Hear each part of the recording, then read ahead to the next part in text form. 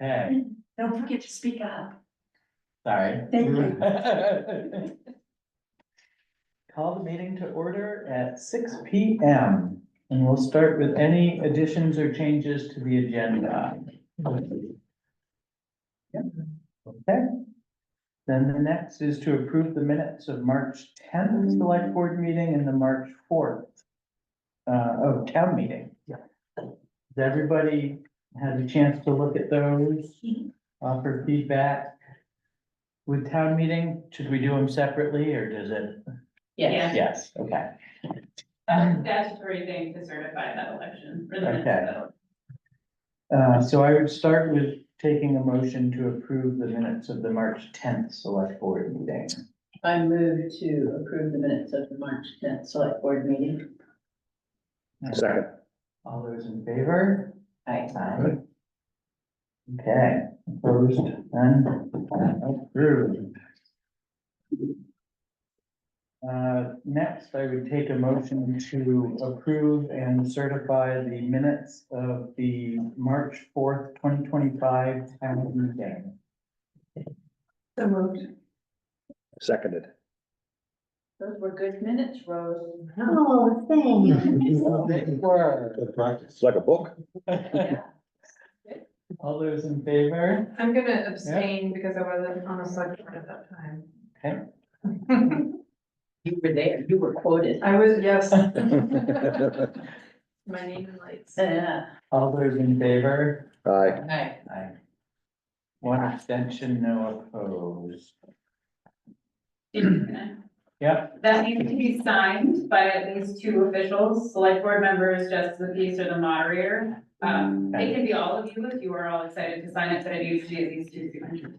do we have a signature copy here? It's all right. So it'll pass around. Thank you. Next is vote to approve board orders and sign the board orders. Did everybody get a chance to look at those? Any questions? Just to make sure everyone's aware that there was that additional labor hours for Toby Talbot for FEMA. Yep. Any questions about that? You I feel like I explained did it my due well. diligence and Okay, Yeah. researching that and okay, understanding, Yeah, your memo was very helpful. okay. I appreciated that.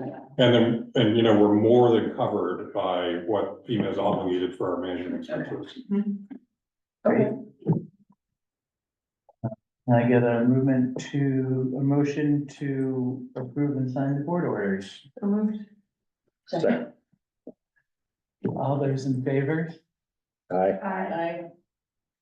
Okay, Did Barbara do that? Kristen, I'm sorry. Who made that motion? I did. Okay, Yes, thank you. Thank you. I was writing. the town highway annual financial plan. The next item, I know. Yep, so this is an annual event. Basically, we take the town approved budget and convert it slightly for the agency of transportation. And that is part of their requirement for the annual grants programs that they do. I did have a question. I wanted to make sure I understood it. Okay. This was I'm sorry, this was the one where it has, I think it's the mile? Is that what it? It does have the different classes of roads and then it does the dollars associated with I those. just can't find it now, sorry. I see the financial plan with the amounts on it. Is it under, I'm sorry, is it under the financial report? No, it's not. It's called, I think it's called annual financial plan. What? The Calais. Calais FY There it 26. is. FY 26, okay. So the class 2 18.450, that's the miles. There's. That's the number of miles, right. I just didn't know. Yep. Okay. Yep. Okay. And so then the estimate on the right-hand column is of state funding? No budgeted specifically budgeted. for, and I think that's just Toby actually worked this up. Okay. I think it's taking what am I trying to say, prorated Per amount. mile. Per mile something or basis, other. yeah. Okay, okay, Yeah. so for those two, and then they're not supposed to total this. town tax fund is a separate thing. Separate line. Separate line item, not Yeah. essential, Yeah. and that is our total tax revenue? So the Town tax fund. 927,644 is the town's, the portion of our town, budget that's coming from taxes. The 85 and the 94 are what we're estimating for state aid to the highway department. Got it, okay, Okay, okay. and then the Which bottom is the total at the expense. bottom, which is supposed to cover Yeah. everything. Thank you, and there was also a need to certify that we're spending at least $300 a mile. Yeah. Well, that doesn't, yeah, well, not even close, huh? Okay, thank you. Sure. Any other questions? Get a motion to approve and sign the town highway annual financial plan. So moved. Second. All in favor? Aye. Okay. Sorry for the delay, everyone. Did you vote on that? Good evening. I did, yeah. Okay, thank you. It was challenging leaving Barry. Hmm, Had tools stuck in the oven. You Wait, want yeah, to keep yeah. rolling there? Yeah, Oh, sure. Sure. The CVS WMD appointments form. Oh, that was in the folder. Do you wanna say anything about that? That's the same as last year, is what they Yeah, said, right? it's Just the same thing, as every we year. only need, Jordan's signature on this one, but it's basically just, These Off the are record. appointments that you made at the last the last. meeting, Mhm. but we didn't have the form until this meeting. Do we need a motion? I think that We Jordan have can it. just attest that Okay. that was the. Motion. Yeah, And then approve and sign the health officer recommendation to the Vermont Department of Health. This probably should require an action, because what you're really doing is recommending that the health department, appoint him. Even though it's already a 3-year, was there's a distinction that it's a 3-year thing. They consider We it- renew it anyway. but it Uh-huh. starts, it starts now. Yeah, Starting now, okay. Yeah, I move to recommend Jay Poppy, town health officer. Second, All in and that favor? would be an authorization for me to sign. And it. authorize George to sign. All in favor? Aye. Okay. Broadband Equity Access and Deployment Grant Letter. yeah, so if you read this, it's just, they're trying to get a grant and they would like your support. I move to support that, the letter as written. Excellently written letter. Oh, and we're all signing it, it looks like.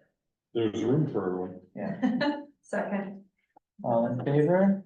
Aye. Comment. All right, yeah, very good. Sorry again for the tardiness there, and thanks, Jamie, I appreciate it.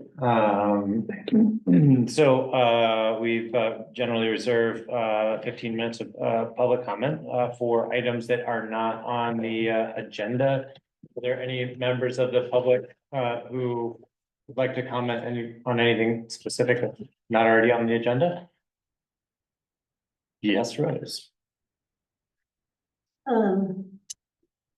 I anticipate that this might be my last, official meeting as the recording secretary for the select board. So 2 things. Firstly, thanks to everybody. I've really enjoyed my time, many years that can become that high.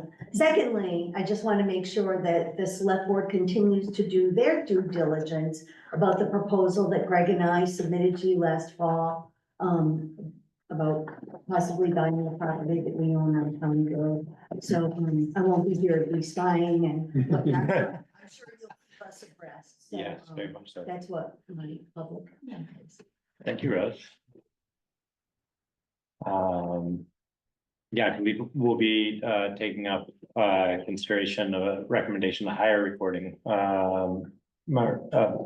or for a recording role, that would include for the, select board, but I don't think that we've spoken about, any kind of career shadowing, for that no. particular individual, so, Mhm. Rose, we may require your services for a bit longer. I'm here. They're big shoes to fill, Mhm.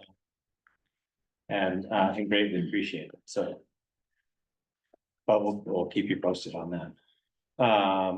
It doesn't look like there are any other comments from the public at the time, so I'd like to move on if we could. To the next agenda item, which is a little vague, for maybe some members of the public, but one of the things that this board has been trying to do is figure out a way to do regular check-ins with the committees of the town and commissions to just get an idea of what their goals are for the year and what their needs may be. So the first two that we've put on the schedule are the Conservation Commission and the Development Review Board. The chairs of which are both here, I believe. No. Well, Larry's here. I think Will is gonna join us, but. Okay. Yeah, a little ahead of schedule. We just followed Larry. So we have a pretty full agenda and I'm always nervous about the timing. So I guess my caveat would be that we try to keep comments as succinct as possible, so that if we can follow up with other conversations later, if there are specific follow-up items, we can do that. But Larry, I guess since you're here, if you wouldn't mind, I'd invite you to. Sure, would you like me to? Oh, I mean, you don't have to come all the way to the hot seat. You don't have to sit on that thing. Yeah. And you got a pretty, Larry provided a really good report. Yes. Yeah, that's Yeah. great. Thank you for that. That's a That's the microphone. orca mic. Can I move it somewhere else or should I sit Ah, down? Probably just right there is fine. Thank you. This is not my first hot seat. No, I, you always handle it so well, but I don't want to give you the right of refusal. Well, as Barbara said, I tried to put down in writing the things that we anticipate working on. And a number of them we already are, so if you just have any questions or things you'd like me to talk a bit about, so let me know. Or is that not fair? I don't want to start reading.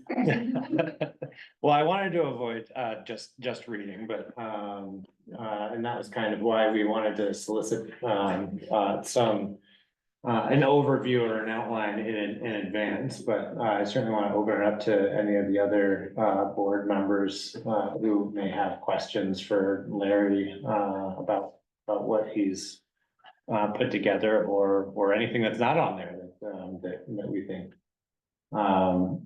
we could use the commission's help with from the perspective of the health board. Anybody have? I just have a small question. Sure. It's a great update, Larry, so thank you for that, but, the planning commission work on the natural environment section, I was wondering if your second bullet talks about public outreach events, are those related? They are. Is They're not that, so exactly maybe the same share what thing. you plan to do on Yeah. that? Well, what we're hoping to, well, we've actually started it thanks to Neil Maker. Mhm. And I don't know if you've seen his Monday evening, the third one came out today, it's on Lakes and Streams and Ponds, he really has a gift.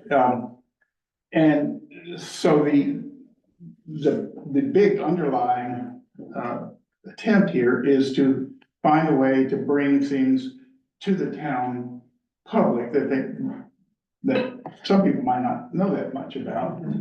Because so much has happened in the state and in this field in the last 3 or 4 years, really. It's been astonishing that it's understandable that folks, busy people wouldn't have kept up with that. So that's a big part of it. And of course, it ties into as well, the working on the town plan, because a part of our obligation in terms of presenting something proposing something to be adopted is to have buy-in from the town, or at least have folks have a chance to comment on it. And so we're working now on, a public gathering, which, as we anticipated, there'll be one person with background from the state on their Vermont conservation design work, and then someone from the Conservation Commission to sort of segue from the big picture landscape statewide stuff that is the main focus of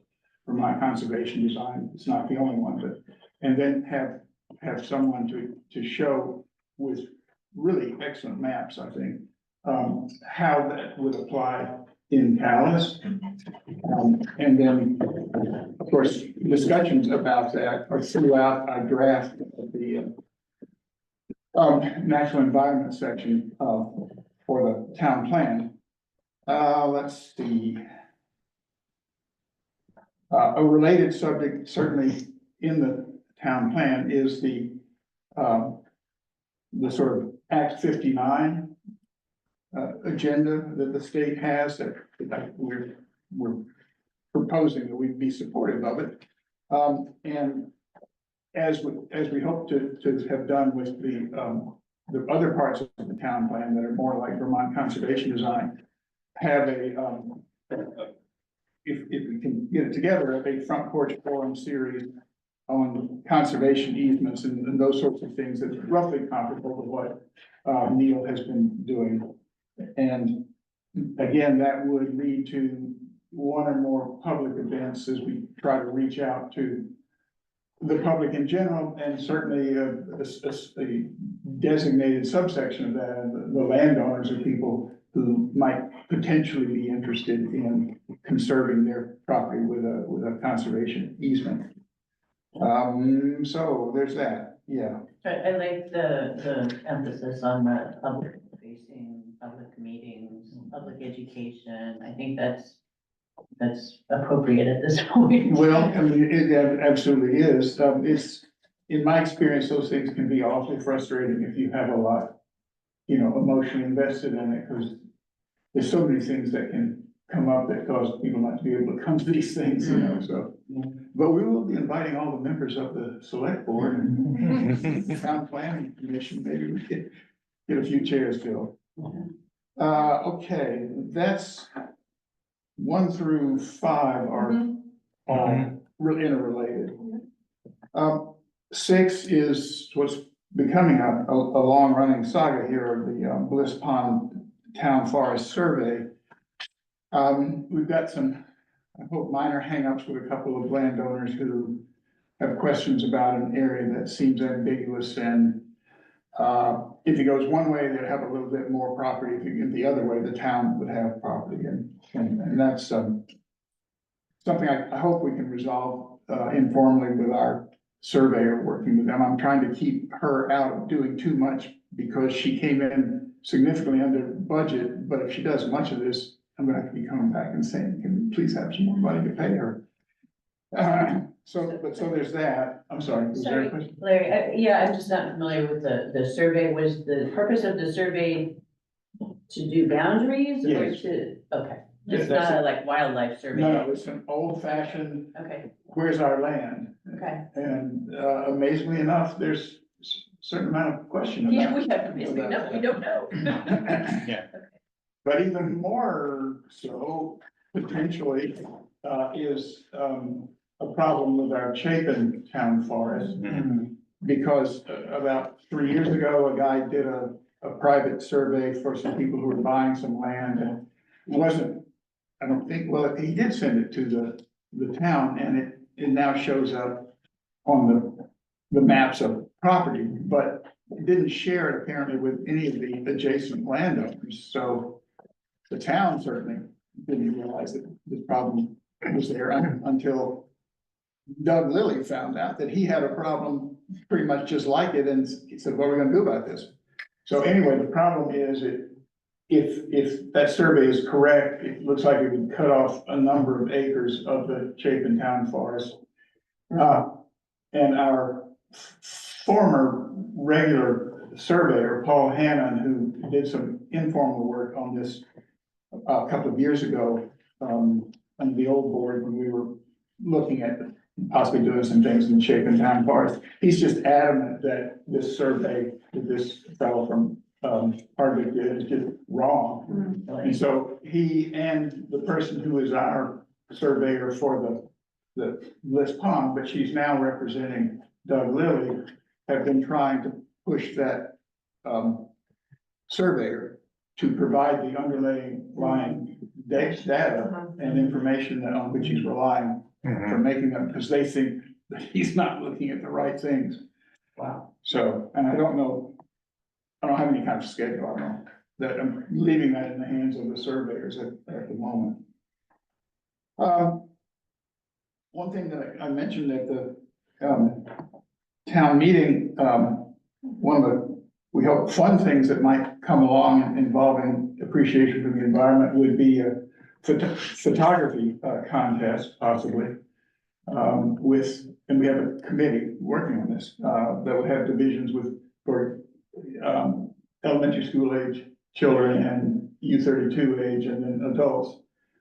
With the hope that they would, and you can't really police this, but that they would go out in the woods now and find things to take pictures of now.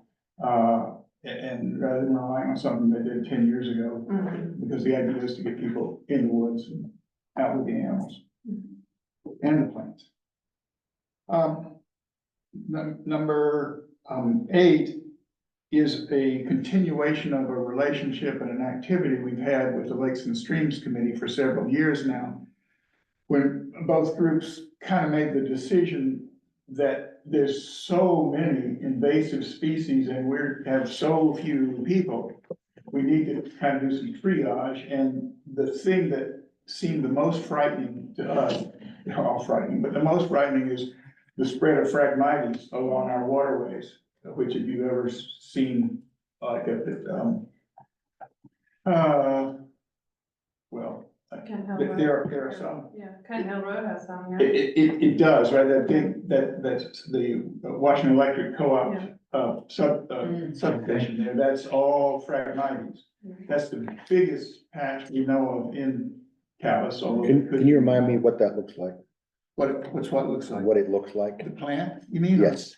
When it's mature, it's got a kind of a long willowy sheath of kind of purple Okay, I know what you're talking about. flowers, and they turn Yes. into seeds. Yes. And Right. so the idea is, if you're not using pesticides, and we are not proposing using pesticides, you've got to go in every year and cut those things down.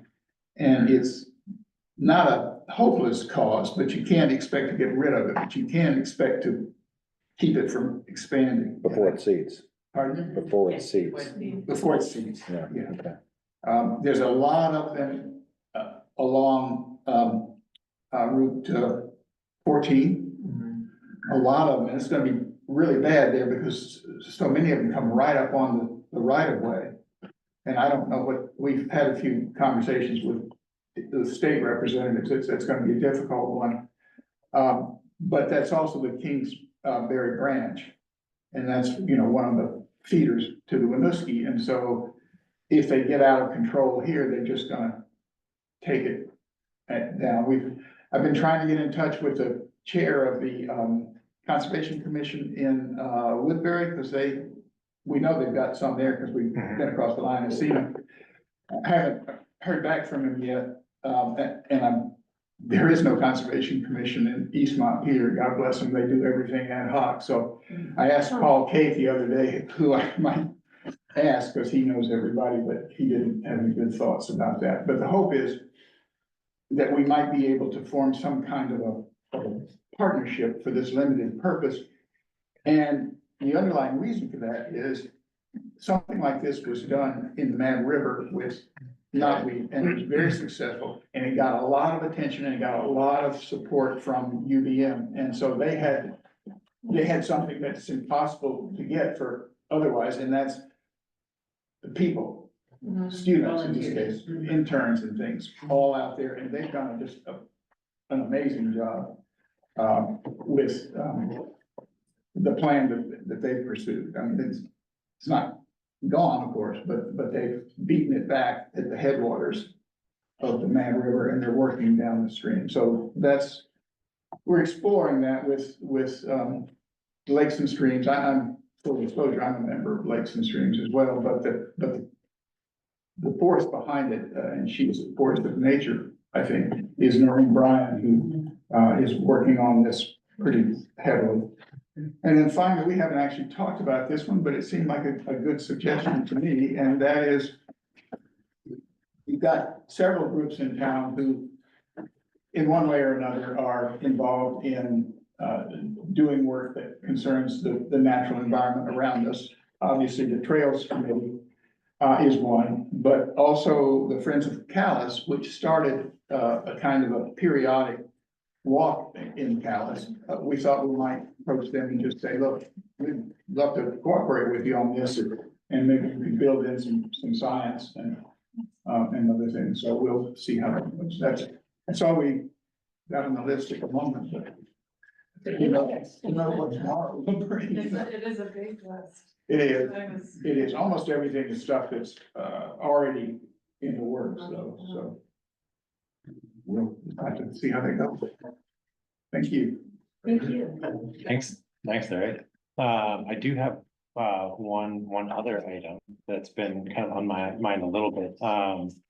And that is finding ways to work with the commission, particularly around like the conservation design work and kind of the public outreach around that. You know, we've done a lot of map resource development, and we now have a new map resource that we've been trying to implement that's making things more accessible. You know, we're deep into the review of the town plan, and we've got always, you know, conflicting and competing interests for such a small community. But I think like the inventorying of some of the natural resources and working, I think, closely with somebody who can take a look at those mapping resources and help kind of establish like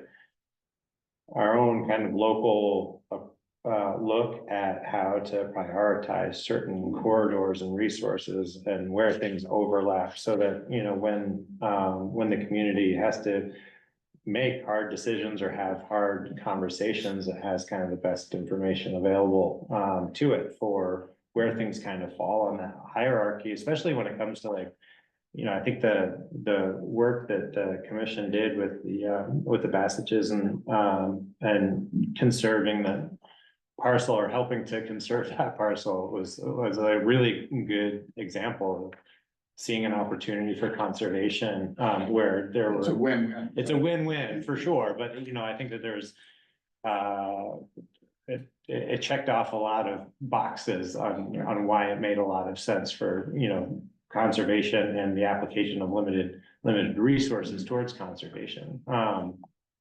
Anyway, so I just wanted to plant that seed. I mean, I think, Can I just say one thing about, one thing that you'll find very quickly that we are relying on is an integral part of Vermont conservation design, and some people don't even talk about Vermont conservation design anymore. They talk about BioFinder, which is this amazing mapping facility they have now that you can get down to like within like a foot. And they've redone the whole state now with this system. And it's, if you can make it work, and I'm a troglodyte, I can't get it to work, but Neil Maker and others certainly can, and they have already prepared detailed maps based on that of what the various categories that Vermont conservation design focuses on, what they are in the town of Calais. And that goes all the way from big interior forest blocks to small wildlife road crossings and things. That's all in there. It's not complete, but it's a work in progress, but it's a heck of a work in progress. yeah, So, well, but I hear what you're saying, and we need, I would think that probably a lot of the maps that are made through BioFinder would provide a great deal of information, but not all of it, and the town is supposed to have its own maps as a part of the town plan, and so.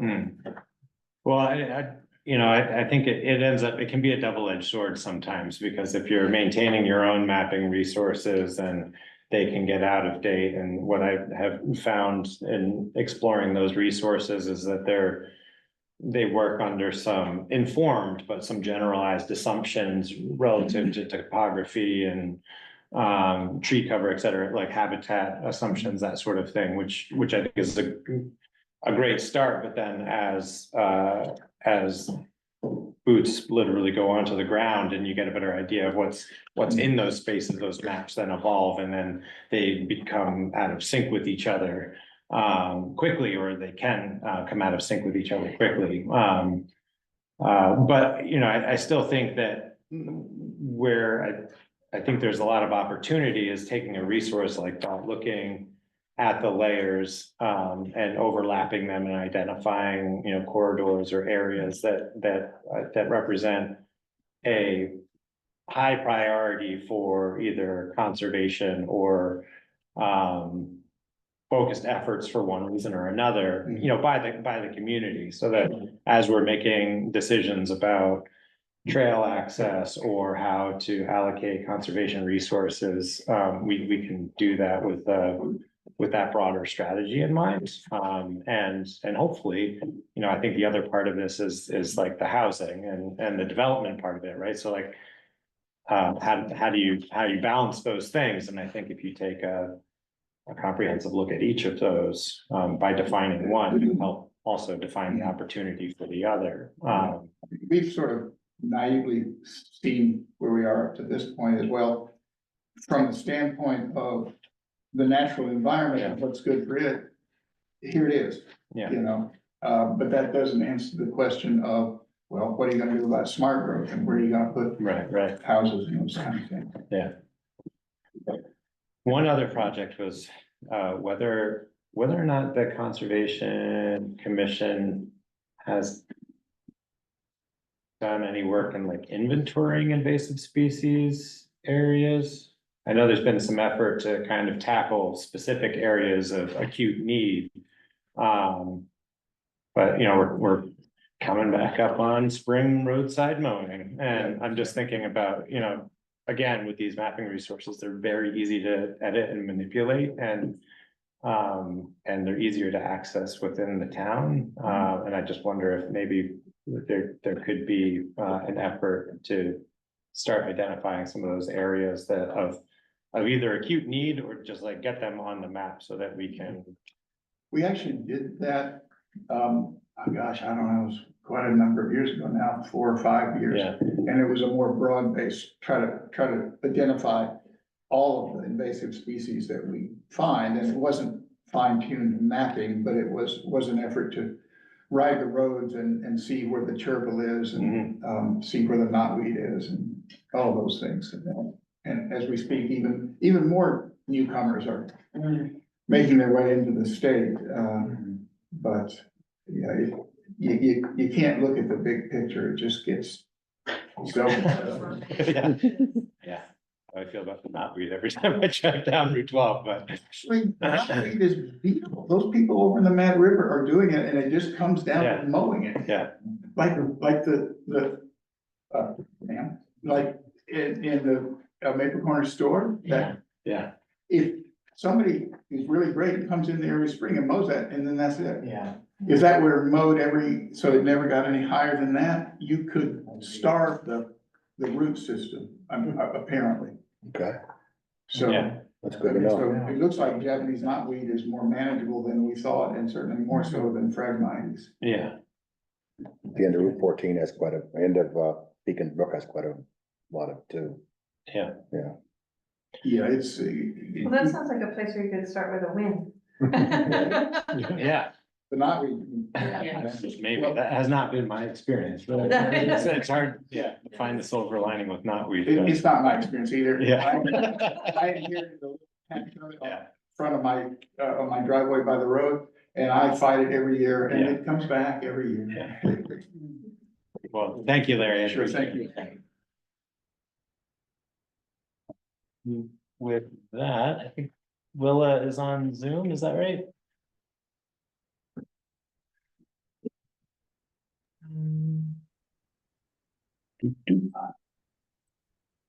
Hi, Willa.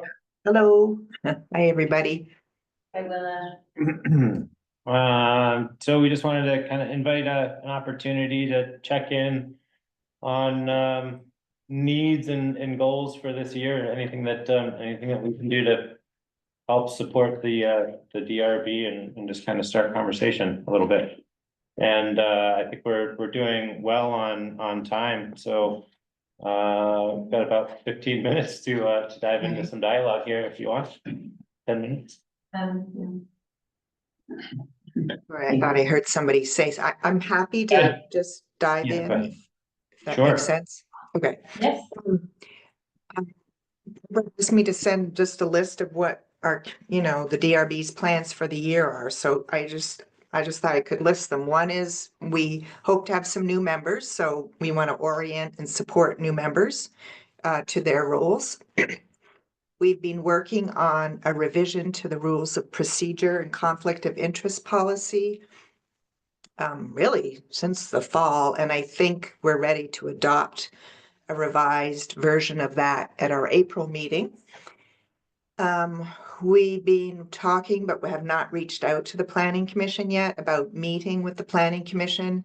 We've been discussing as a group the permitting process in general and how the town, it's not always clear whose role this might be, but how the town can help applicants with the permitting process so that their applications are complete, and if they come to the DRB, they're well prepared for a hearing.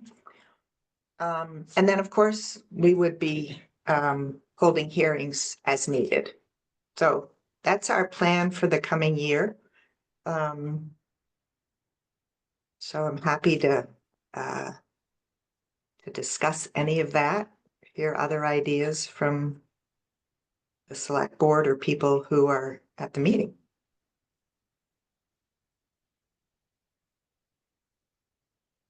Does anybody have specific questions or issues that come to mind that you'd like to pose to Willa? These all sound good, Lily?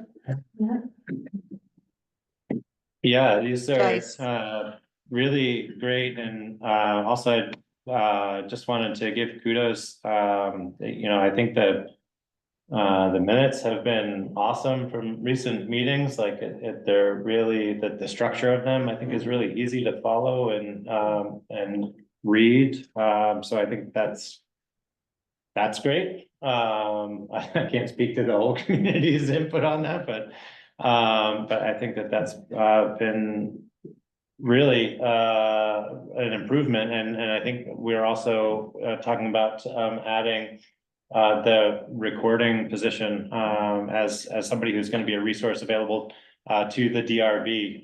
So I suspect we'll be making a decision on that, and some relief for Scott and the recording role with the DRB, which I know is long overdue.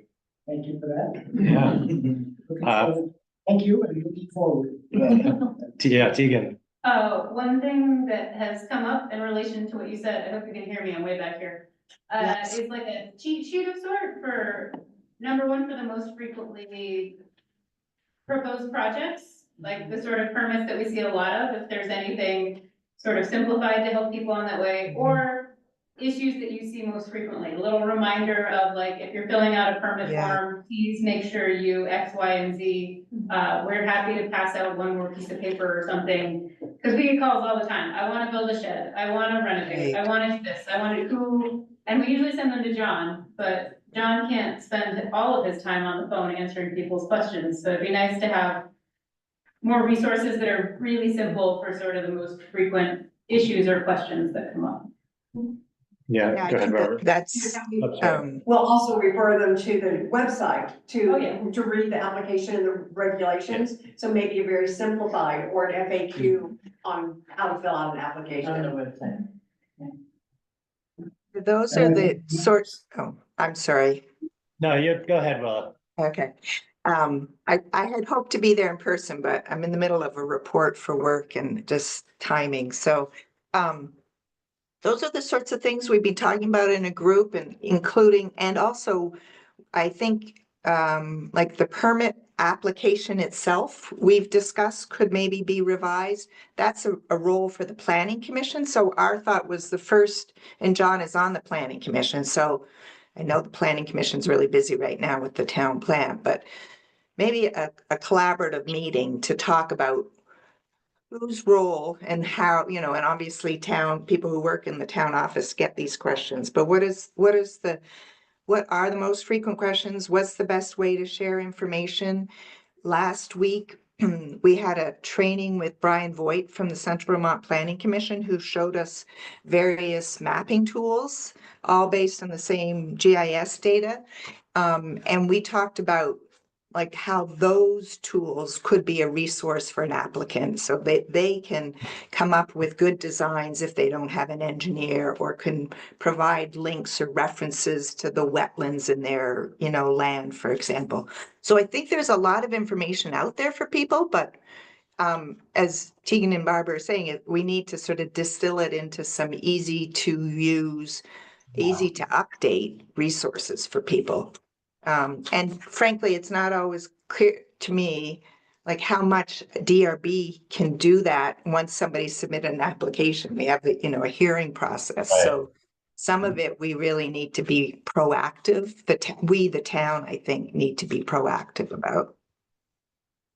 Well, I appreciate you taking the conversation to the planning commission, and I think it's a conversation that certainly we've had with Tegan and the rest of the town staff as well, and trying to look at all of these resources and make them consistent. I mean, it really resonated with me when you'd mentioned that over the last couple of years, it was a bit obvious that like it's not always obvious to the applicants what they need for their meetings. That's a real problem, I think, for me, and I think for the community, if we're trying to make these processes more informed and accessible for the community.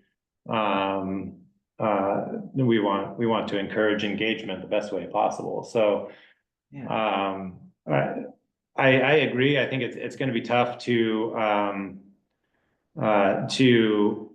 task the DRB with trying to stand up those resources. So I'm all for trying to work with either one of the other committees or commissions, or to try to allocate some town resources to doing some of that work, because obviously once you get an application in hand, your capacity to play a consultative role gets really limited. Though, you know, it's my understanding that the zoning administrator, to a certain extent, is supposed to be facilitating a lot of that too.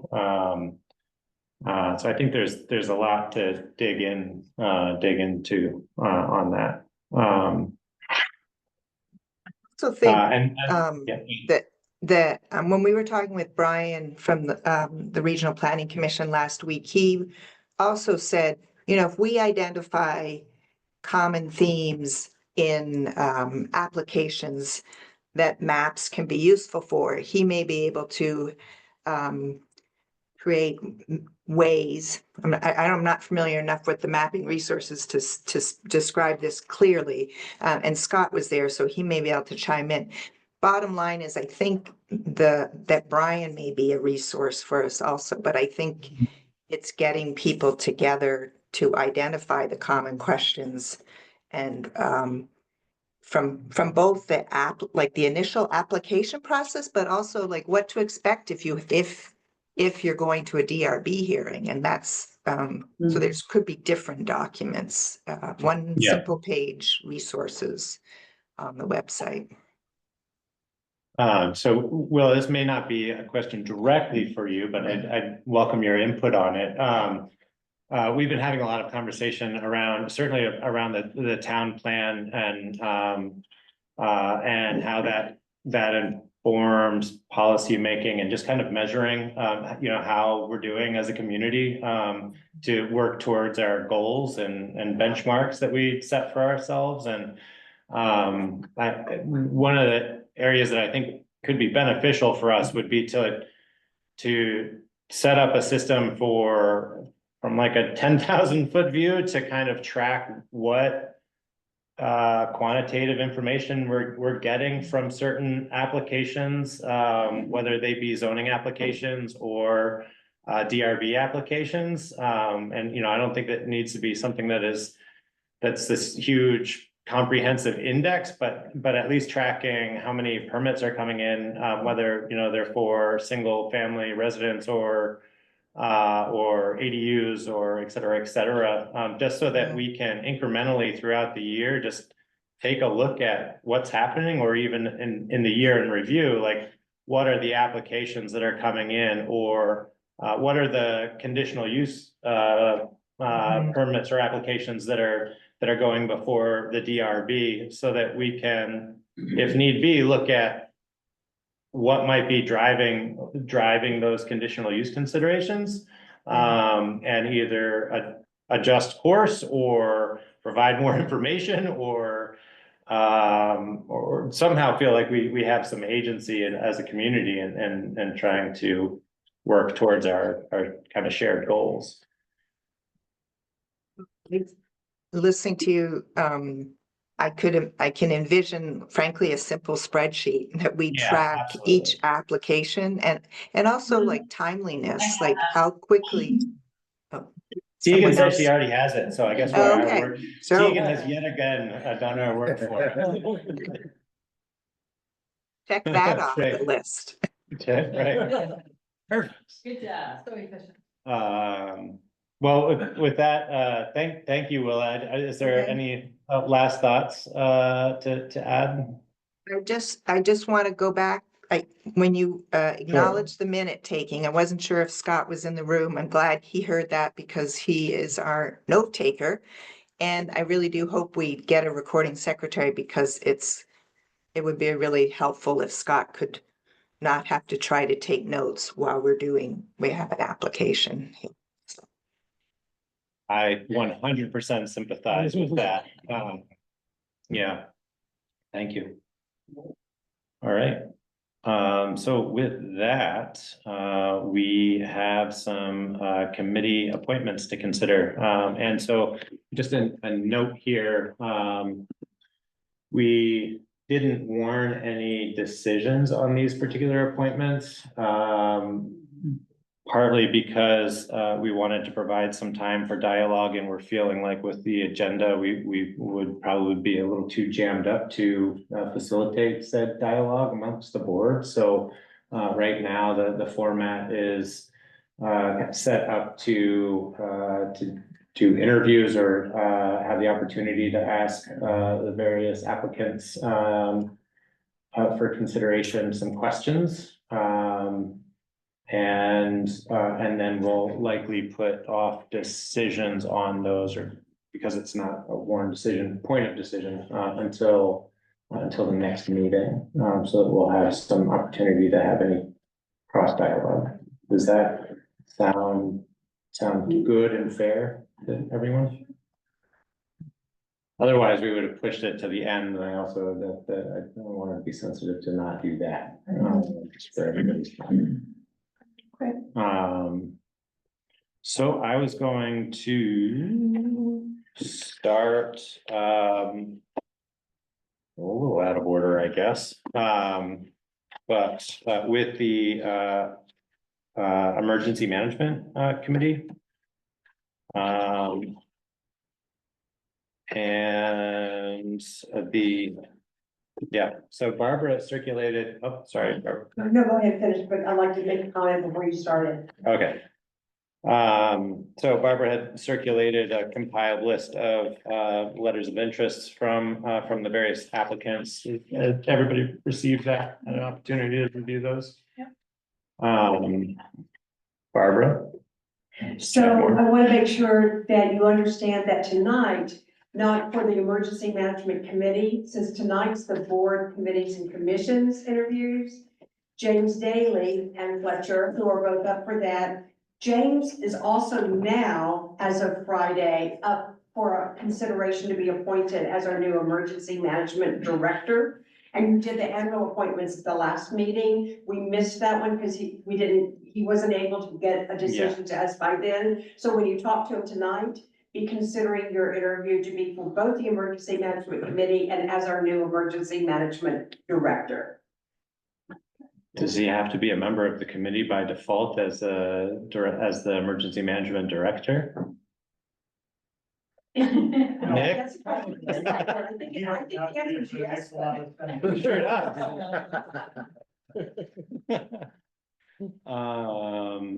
To that end, well, I guess I'd take, let's just get into it then. So, James, can we start with you then, maybe? Sure.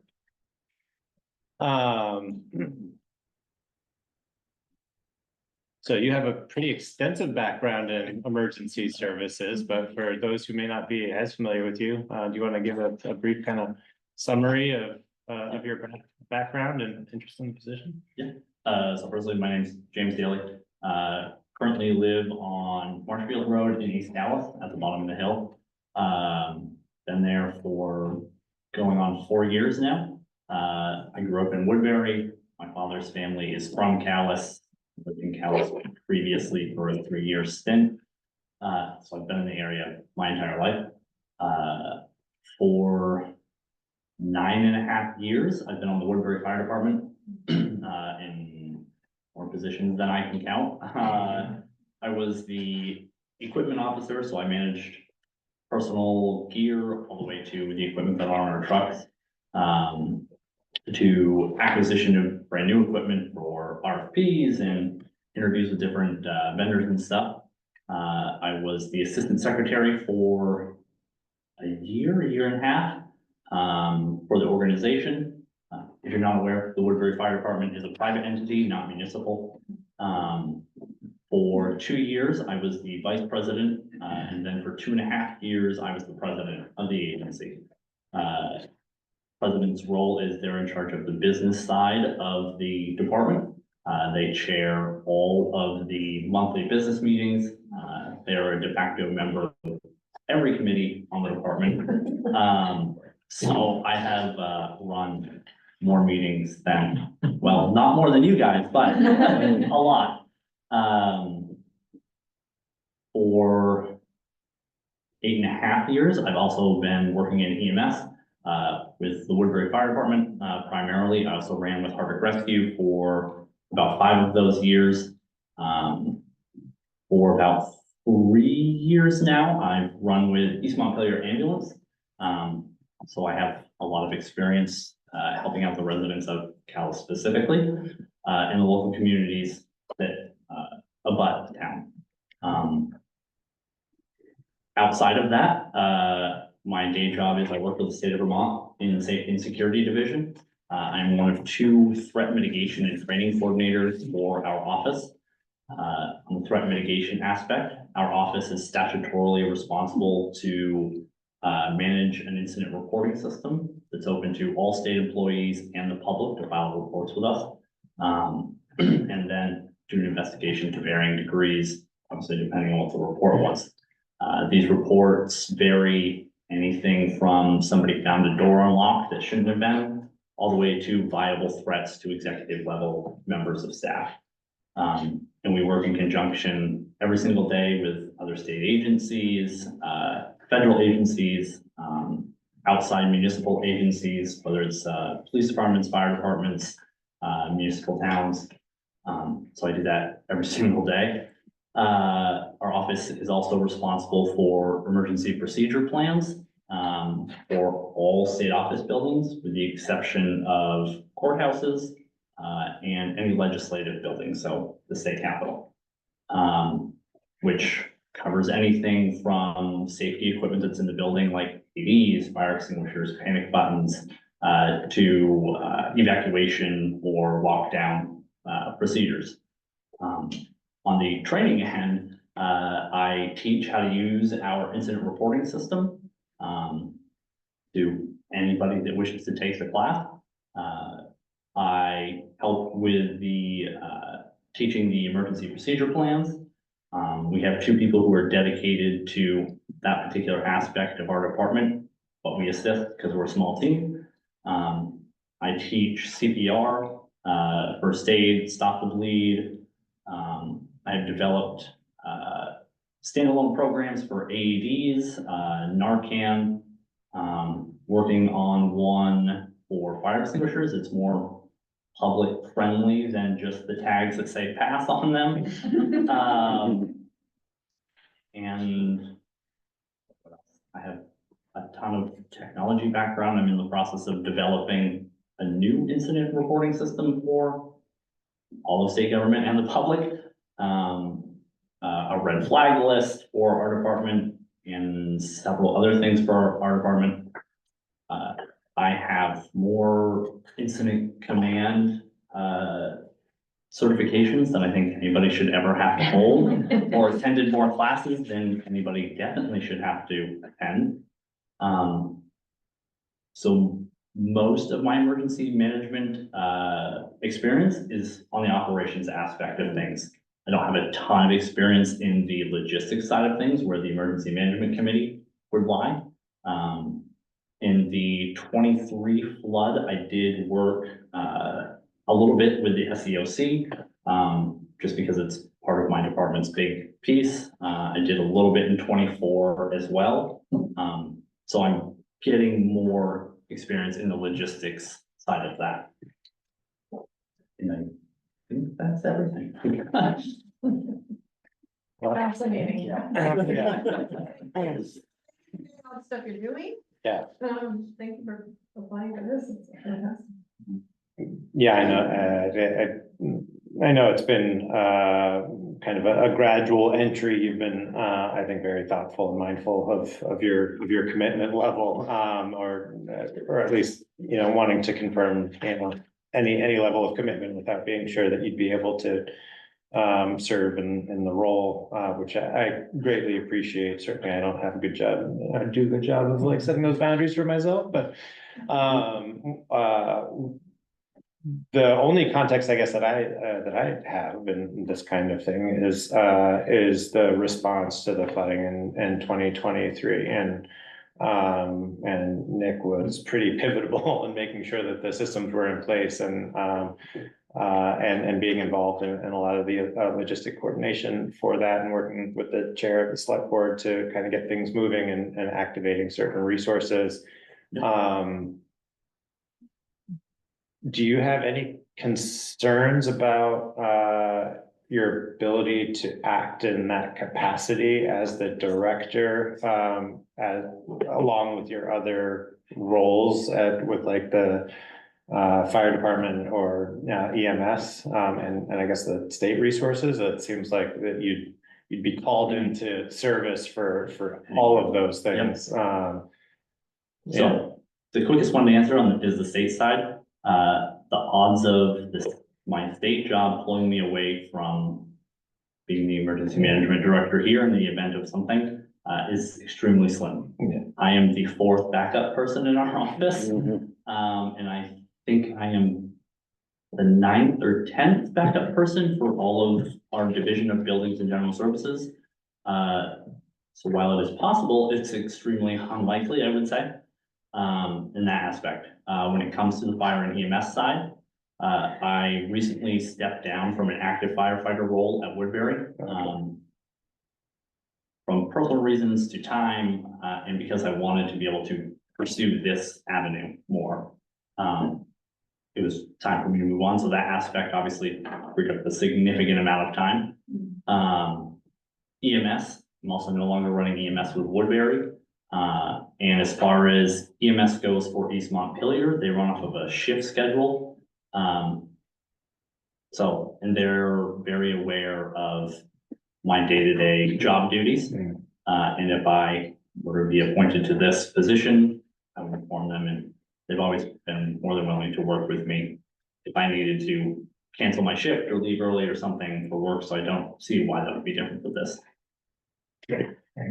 Yeah, thank you. And that's really exciting. I mean, I think one of the other things that's kind of a challenge for a small community is just knowing who to call and when to call them, or what the hierarchy of phone tree is to activate, and it's maybe easy when it's a crisis like water and floods and road logistics and that sort of thing, but there's a whole slew of issues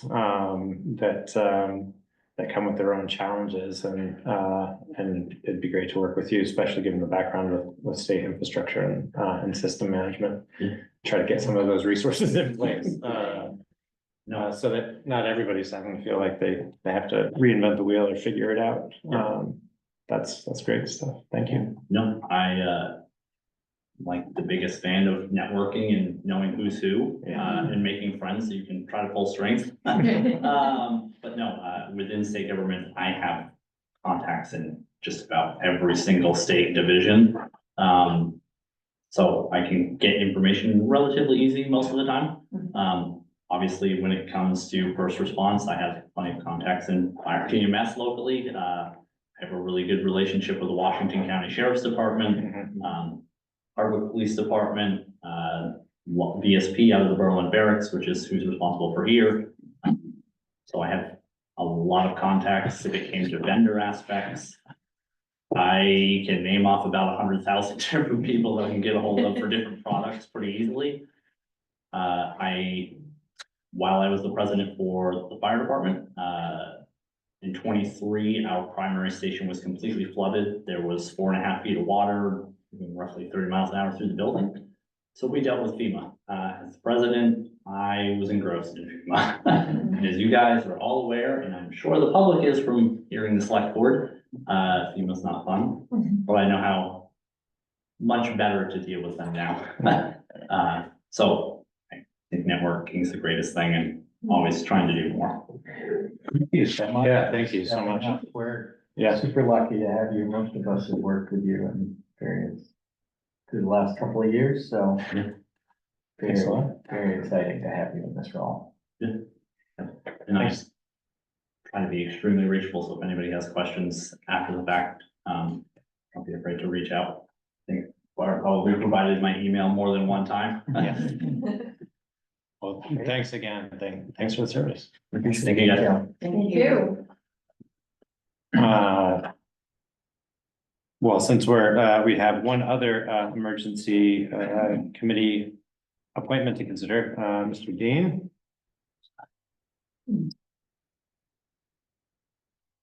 Hi, I'm Fletcher Dean, and I am on the other end of the spectrum in terms of experience with completely at the other end. I have no experience whatsoever. So anyway, I won't try to sell myself on that. But I've lived here 36 years, my wife, on the other side of Moscow Woods Road, down at the bottom of the hill. I've been retired for about 10 years from U32 in special education. And I worked there for 17 years. And so in terms of my involvement with committees here in town, I was on the cemetery commission for about 10 years or so. I was the secretary, and coordinated Green Up Day for about 20 years. And I'm also on the advisory board for the East Calais Community Trust. So I was kind of a cheerleader for getting the store up and running, but without being on the board. And I think that may be it. I'm a good communicator. I like working with other people. I show up at meetings. So Nick invited me to consider this position last fall. I attended a meeting, and then I just attended another one recently, and I guess in the last 2 months. And it looks like something I'd be interested in learning, the ropes and what to do. I think I could help out, but As I said, I have zero experience, so just willing to step up and fill a spot that looks like needs, one or two need to be filled. Great, I appreciate that. It certainly looks like strong communication skills and connections within the community are. I think probably some of the best skills you can have for this particular committee, and pretty relevant. So thank you for stepping up and volunteering yourself. Appreciate My it. pleasure. Yeah.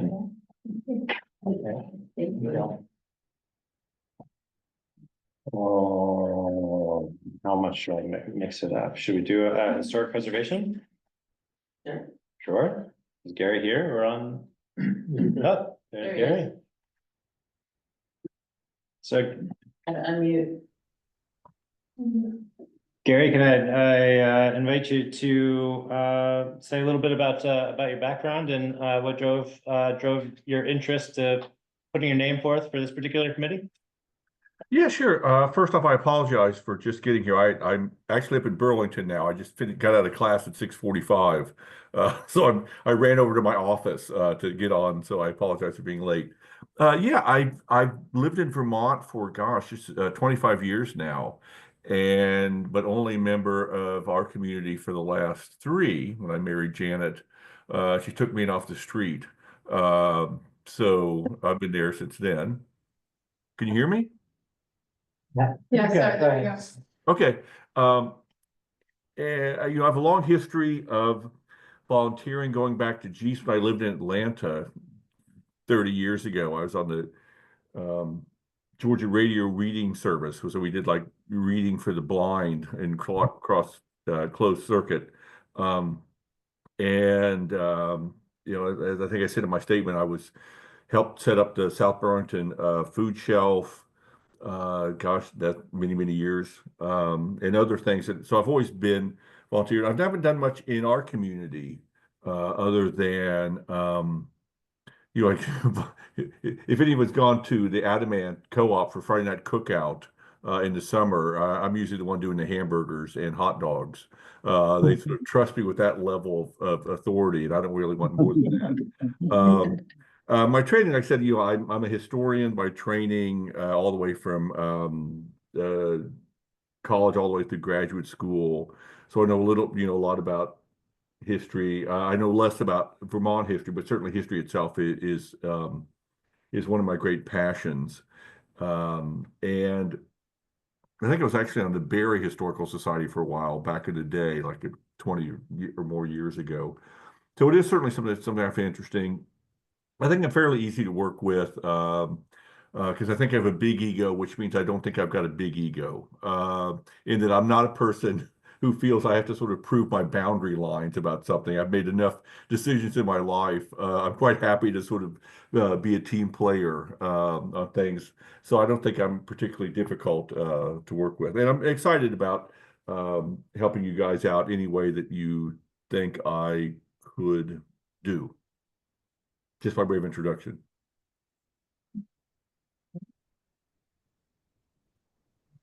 I just wanted to say, putting on a different hat, that the Historic Preservation Commission enthusiastically supports Gary's application.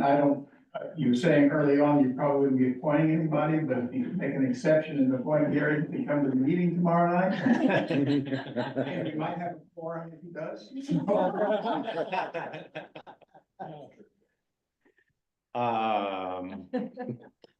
Well, I'd have to let the other member. I'm just trying to be cautious about making an appointment. I think we're in a similar position of wanting to consider maybe making some appointments for the ordinance committee too, because they have an upcoming meeting that they would like to have somebody participate in, or individuals participate in before the next one. But I do hear, are there going to be decisions or business that are conducted in the next meeting that?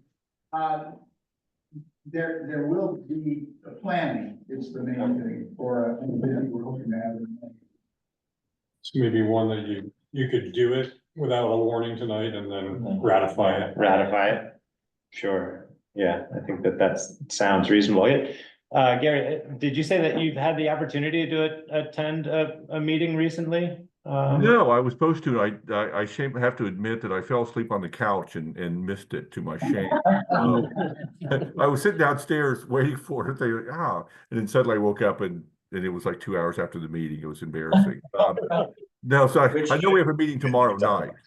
Tobin says that's why he fits God is my, if God is my judge, I will be there.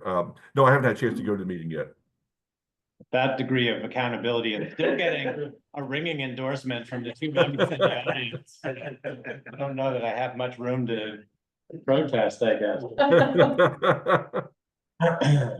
Well, if everybody's comfortable with taking that particular action, then I'd move to accept a motion to appoint Gary to the Historic Preservation Commission for a term ending in 2026. I gotta get my glasses on, hold on, for a term ending 2026. To be ratified, I guess, but at our next meeting. I would make that motion. Thank you, Gary. I would second. All in favor? Aye. Any opposed? No? Thank you. Thank you, Gary, and congratulations. Well, thank you very much. Enjoy the meeting. And if anyone would come by the cabin and wake me up tomorrow night, that would really be. I'm gonna leave that to your fellow committee members. Well, thank you, guys. Thank you, Gary. I think it would be good to consider the ordinance advisory committee members, because we've got 3 members of the community to speak to that. The first one we've got on the list is Dot. Dot, can I invite you to? Yep. Yep. Can you hear me? Hello? Can you hear me? They froze. Oh, Something froze. I can hear you. I Yeah, can hear you something- too. I can hear you, Dot. I think maybe it's froze. Team Calais that froze. Yeah. I think so. It's the board that froze. huh.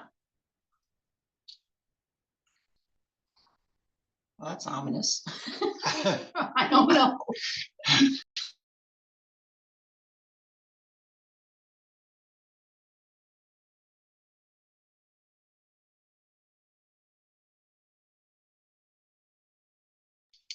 There. Hello? Dot, Hello? Team Calais, I think, is off the call. They're gone. Yeah. Weird, huh? I was really here for see if they were doing DRB appointments, but I'm not sure when that's happening, so. So Should we just order pizza? So you know what I don't understand? Virtual pizza. What I don't understand, Willa or Emily, is I thought everything was being deferred to the next meeting in terms of decisions. Isn't that what they said early on? Oh, Dot, we're back. Sorry, we got disconnected. Yeah, I thought it was kind of ominous. Not really. But here I am. I'm on Chris's computer. Oh, So thank you. So we're both here. Hello? Okay, thank you. So if you don't mind, we pivoted to March because we did have an actually pretty ominous message that came up on Kari's computer. And we wanted to just kind of keep things moving. Can we just finish up with Marge's in-person introduction, and then we'll circle back right back to you. Sure. All right, thank you. And as Mark Sweeney, and I was just mentioning that with the finish up of the project for the Curtis Pond Dam, I wanted to do something to volunteer in the town, and the ordinance committee, election committee appeared to be something that was a little more manageable as far as time was concerned. I do want to be upfront, I'm not a lawyer, and I haven't had transportation, but I have, been involved with a number of the committees here, especially for advocating for the, repair of the dam. I think I'm a good team player, and I'm usually very organized and a hard worker. So I also think I can bring the perspective, lived in Calais from 30 to 40 years. I hate to admit that because my gray hair shows. But I would like to, you know, I think it would be nice to have perspective of the average citizen involved on the ordinance committee as well as, and I'm looking to, I think it'd be interesting to learn the things that are going on, so. That's short and sweet, and And I'll just say that being on the committee and having worked with Marge extensively on the dam project, her attention to detail and the ability to research and I think she has a lot of skills that would be really helpful on the committee. So can I ask one question? I Sure. wanted to be somewhat equitable and, not somewhat, but try to be as equitable as possible and kind of posing some questions to the applicants for this particular committee, because I think that this is one of a few unique ones, and it's it's pretty new. It's our newest committee. And I think the ordinances are often found at kind of the intersection of conflict in a community. And they get personal really quickly. And they're often pretty hard conversations that start off with an easy concept and then get more complex the more you talk about them. And so but they also, I think, end up signaling the values of the community as well. And I'm just wondering if you could speak to what you think some of the kind of fundamental or core considerations are for ordinances in a community like ours, whether it's a new one or revisiting old ones, which is largely the focus of this group. And I think in your description, the fact of dealing, when I was working, was experienced as project manager, putting in IT systems, and having to do a lot with different conflicts, and dealing with, working with people to get things done. And so I do have, and I think I'm a good listener. And I think I'm generally pretty objective on things. So I've had a lot of it, you don't put in major IT systems in there without having conflicts and without having to deal with them. So I do have some experience in that. And I do have a lot of interest in Calais. Been here a long time, and I do want to do what's best for the community. Thank you. Thanks, Margie. Does that help? Yeah, no, that's great. Yeah, appreciate it. Doc, can we circle back with you now? Am I on? Yep. Yep, it's You're working. So I just want to be a little careful with time, but certainly want to give folks the opportunity to give a little bit of background. And I think most of us are probably pretty familiar with your background and your service to the community on other boards. But I don't want to make that representation for you. But one of the things that would be new to me, I guess I know you have a background as a lawyer, but specifically what part of the law did you practice when before you had retired? Pretty much everything except criminal and bankruptcy. And I was in private practice for a long time, did a lot of litigation. I served on a lot of municipal committees for the city of Montpelier for like 40 years. And of course, I had some service to the town of Calais. And I know Calais from representing a lot of clients who were Calais based when I was a lawyer, including the Adamant Music School. And yes, I'm a retired lawyer. I work at the Adamant Co-op. I don't know, what else do you want to know? I think you do know me. Yeah, I do.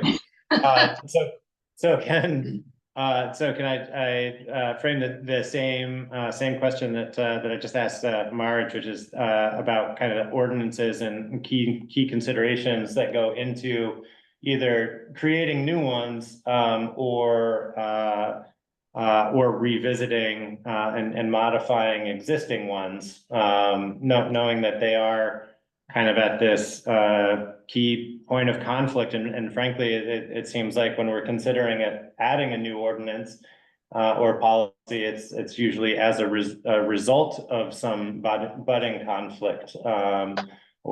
And so from your perspective, are there kind of fundamental considerations that need to be kept in mind when doing that work? And well, there are, and I just want to first of all say that I'm delighted that this committee was formed, because I think it's really important to the community to have ongoing review of ordinances and policies, whether they're new or they're old. Things get outdated, circumstances change. I think they're primarily geared, in my view, towards the safety of the community and its members, and towards equitable rights amongst all. And I think it's really critical in all of our laws and our ordinances and our policies to make sure that people are on notice of what the restrictions are or what the available rights are. But yeah, generally, community safety, community fairness, and just keeping things under control for the benefit of the community.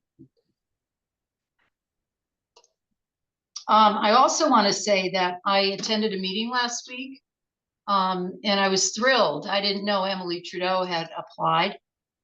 She's great. She's, young blood, and she's a fresh face, I think, in some ways to our community. And she's a very competent lawyer. And I think, it's good to have the folks who are on the committee now, but it's also good to have a couple of legal minds to just balance the group. And from what I saw last week, we were a very balanced group that can work together.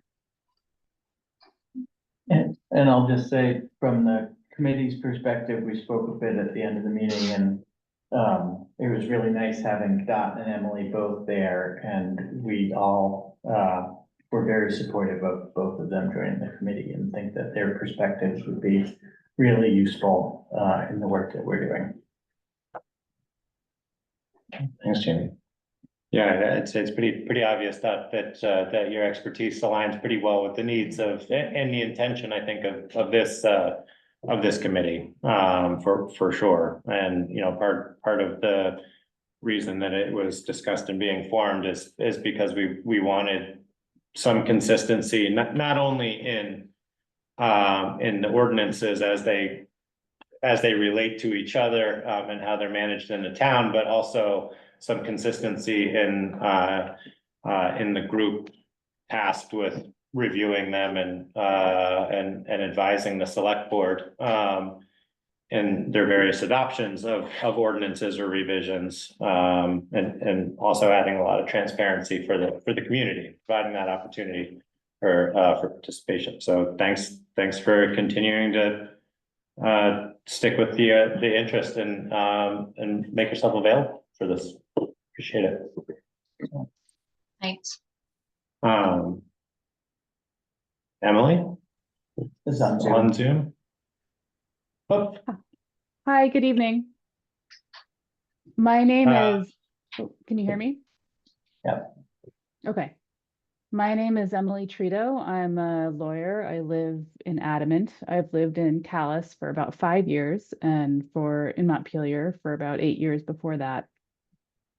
I've been an attorney in Vermont since 2012, and for most of that, I represented prisoners in prison litigation suits with the state. But for the past 2 years, I've worked with the Office of Professional Regulation, which is part of the Secretary of State's office, which is basically an administrative rules factory. So probably several people in town hall right now have licenses of some kind with the Office of Professional Regulation, because we license a lot of people. And there's a lot of rulemaking that's done. So a lot of translating and applying statutes into something that people can use. And there's a balancing act in getting language of these rules with the precision that you need to have laws that work the way you intend them to work, but we want them to be able to be used by people. And I get a real kick out of editing legalese into usable language. Like when I saw that this committee was looking for people to help, I thought, okay, this is a good opportunity for me to contribute to the town because I've been here 5 years and I've settled, and I would really like to start participating and giving back to town government. And I don't know if this will come up blurred, but I had bought this for fun, which is, you know, a little maybe sick, but then I thought, okay, well, this is what I'm doing in my spare time anyway, then I should contribute. And I enjoyed meeting with the ordinance committee last week, and I think that I agree with Dot that it would be really nice if you do put a lawyer on the committee to have two, just because there's a lot to do that. And in terms of policy making and what the town should do, I don't think that that's necessarily something that a lawyer is any better at all than anyone else in terms of town at figuring out what the policy should be, but the detailed work of turning that intention into language is something that I'm trained and experienced in doing, and would love to do on behalf of the town. Well, thank you. That sounds exactly like a great fit for this committee and its original intention. You know, I think there's a little bit of vagueness around it. It was kind of conceptually fairly new, and even kind of the makeup is I think still somewhat up for debate. We really just wanted to be able to start forming kind of a working group with the right expertise and skill set to help assist the select board in addressing some pretty complex lines of dialogue. So your participation and willingness to volunteer yourself is very welcome. Thank you. Thank you. And I believe Tegan has a question. No, just as a reference, I will say I pulled out my stack of all the road related ordinances, policies, application forms, resilient roads guide, but like all of those, it's a huge stack of them all printed out. And Emily took one look at that and she said, where can I get one of those? Dived into all the things that we already have. She was already looking at things on the VLCT website going, oh, I can't access that. How do I get to that? And I said, well, if you're appointed to the commission, you will get access to these things. So she's already shown a whole lot of enthusiasm, which is really exciting. Awesome. Thank you. Yes, Mark. I just wanted to say that I'm looking for an opportunity to help with the community. This looked like a decent one, but if you need the lawyers, you know, I'm fine with if you don't have to select me. Well, To my, just letting you know that don't hurt my feelings or whatever. Well, I don't want to make it sound like this is too much of a self-guided journey, but you know, I think so. Right now, the committee was formed with the intention of having like a couple of standing select board members to kind of help inform the direction or priority of topics that are being kind of dealt with in sequence and somewhat strategically. But also then some kind of core professional skills like the legal and policy backgrounds that can really help inform good ordinance. But I think we do very much need members of the community. And what certainly I could use some help better understanding is, you know, how we might be able to structure some of these roles, because and there are gonna be inherent interests and disinterests, I think, with a lot of these different ordinances, and so providing people, the opportunity from either the community or to serve and apply their skills where they may have some background or knowledge, or perspective. Or to that extent, also select board members to kind of rotate in and out where schedules permit, or interests or perspectives are applicable.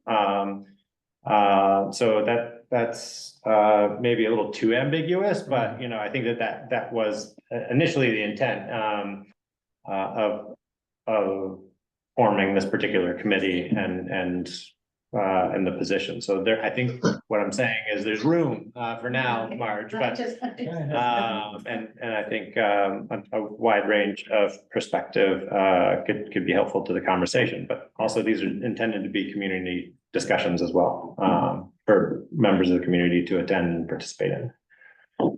So hopefully that doesn't make anybody too squeamish to great. March would also make an odd number. Right. If Yes. we, March, if we add all three. All three. Very good. Well, thank you all, and I appreciate that. And I think that leaves the two DRB appointments. And Harris, how are you? Good. How are you? Doing well. Welcome. Yeah, Harris Rowan, I moved back to Calais about a year ago. And my lone political ambition was to be on the Trails Committee, and I achieved that. And then Willa recruited me to be on the DRB.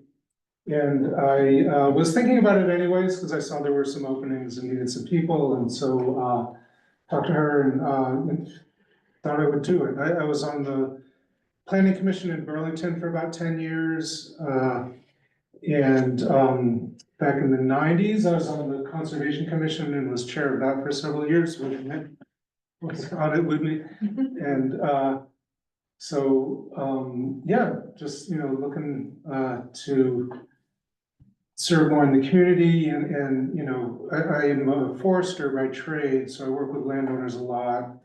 So understand how precious people's land is to them, and I think that will help in some of these situations. And just, looking forward to the training that Willie was talking about, because I think I'll be needing a lot of that to get up to speed on what the DRB does. And yeah.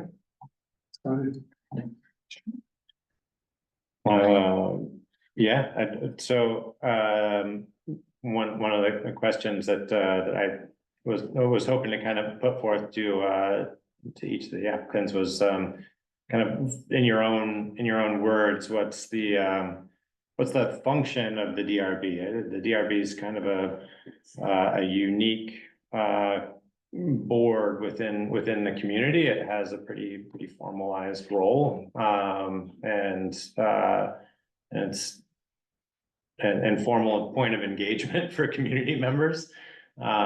So what do you see as the kind of the primary function as of the board? Yeah, I feel like I have a lot to learn about that. But it in my mind is almost like an appeal process, basically. You really have to get your head around the ordinances and the issues and the zoning regs, and be able to make a rational, balanced decision that is going to hold up. I'm not an attorney, but I'm glad there are some attorneys, or a attorney, on the DRB right now. So yeah, that's how I see the role. Certainly in your letter of interest, you spoke to your experience working with land use and state land regulations relative to forestry. Were you writing forestry plans and conservation plans? I wrote a lot of forestry plans and conservation plans, yes. I just finished one up today.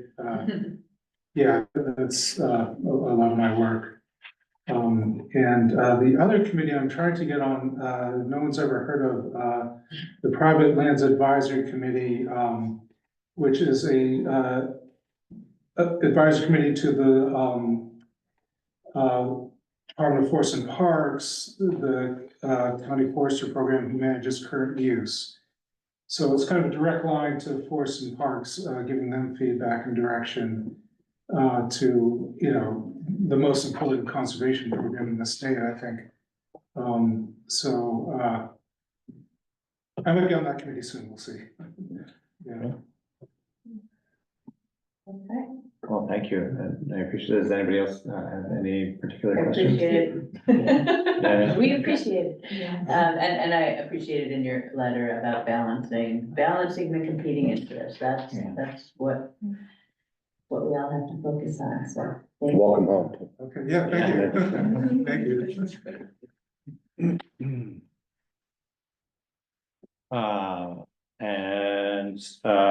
Paul. Good evening, folks. You're on a break from sugaring. Nice the way the weather has worked out. I'm Paul Olander. You folks know me. 47 years on Main Camoli Road. Raised 2 kids, 3 cows, schools. As my letter, unfortunately, that letter is very brief. I had been seeing all of Barbara's appeals for DRB positions, and I finally made the decision like on a Thursday afternoon, and so I just dashed off something quick. At the time, it was an alternate position on the board that was open, but I had a lovely conversation with Willa. This is the end of January, and concurrent with that, Candy Smith had resigned. So Willa asked me if I'd be interested in a full board seat. So the letter was very brief, and I spoke to having a conservation perspective, and that's certainly the case. You know, I've been a naturalist all my life, and I've been a conservationist. My sugaring partner and I conserved 230 acres of forest land in Northfield about 30 years ago. And I'm currently working with Northern Rivers Land Trust on conserving 60 acres of my property up on Bay Camoli, which happens to include a fen with a rare endangered plant in it. So yes, conservation, but when I upped for the Conservation Commission about 1 year and 8 months ago, I spoke also to my firsthand perspective on our acute need for housing. At the time, my son and his girlfriend were seeking rental property, or rental to live in, and they had spent months looking. The place they found, 35 people had called that day, and the landowner knew me, so they were able to get that apartment. Well, the last year or so, Andrew and his now fiance had been looking for a house in that mythical, affordable category.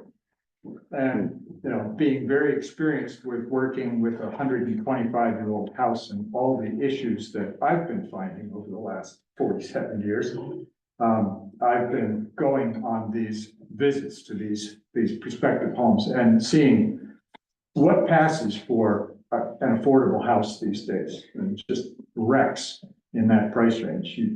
They've been priced out of the market. So yeah, I know that we need new housing, and I see this not as a dichotomy between conservation and our housing. I think that the two work hand in hand, and that smart growth and conservation of our connected landscape is what we need to do and can do at the same time. In answer to the question of what I see as the function of the board, I'd seen the ads for, the appeals for DRB members and thought about it a lot. Could I be objective and fair? And decided that I could when I made my application. Once I made that application, Willa passed to me the DRB procedures and conflict of interest document, which I've reviewed. I feel comfortable with that. I've got some familiarity with the zoning regulations, with DRB hearing procedures. And I also was able to take the VLCT first round of training, or at least review the PowerPoint. So I have an idea about what the DRB is intended to do. And the most important thing that I see is that DRB decisions are based strictly on the application, on state laws, on our town bylaws, zoning regulations and ordinances, and the town plan. And you know, this is not a position where the individual philosophies come into play in making that decision, but a perspective for conservation and also for housing, I think is really important.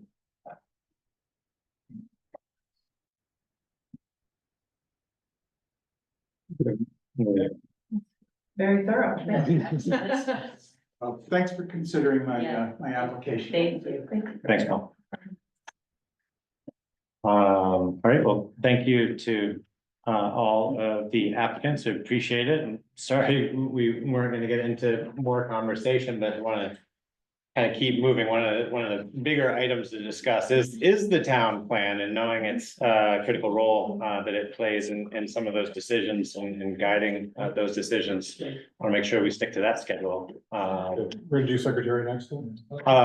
Yes. Oh, sorry. Right. Let's definitely do that. Yeah, let's do it. You want me to introduce this one? Yes, please. So, as opposed to these appointments that you're considering, we decided to treat this as an employment situation. So, Larry, Tegan, and I were the committee that interviewed our candidates. We really fortunate we had 3 highly qualified candidates who felt really good about excellent candidates. And our recommendation is to hire Sheena Dubois, who's here tonight. And I'll just say that Sheena offered a really excellent combination of writing experience and schedule availability. Sheena, maybe you'd like to come up or yeah, please come up. Introduce yourself. Okay, so collectively, everyone outranks me with regards to Vermont time and place. I am originally from Michigan, and I've been in Vermont probably less than 8 months. But as I said in my interview, I am obsessed. I have absolutely fallen in love, and I work at the East Calais General Store. And as I also said in my interview, I feel that being involved in local government is crucial in our day and age. And so when I saw the recording secretary posting at the East Calais General Store, I decided to throw my hat in the ring. So here I am. Hat firmly in ring. You made it through winter. Let's see how you like black fly season. Yeah. Michigan. Tales of black fly season. But I did go through boot camp at Paris Island. So you know what bugs are So like. I know bugs, and I know you're not allowed to touch your face. The drill instructors made that very clear. Yeah. So I just Yeah, want please. to note that I met Sheena at the general store, and she started talking to me about how she loves Vermont and local government.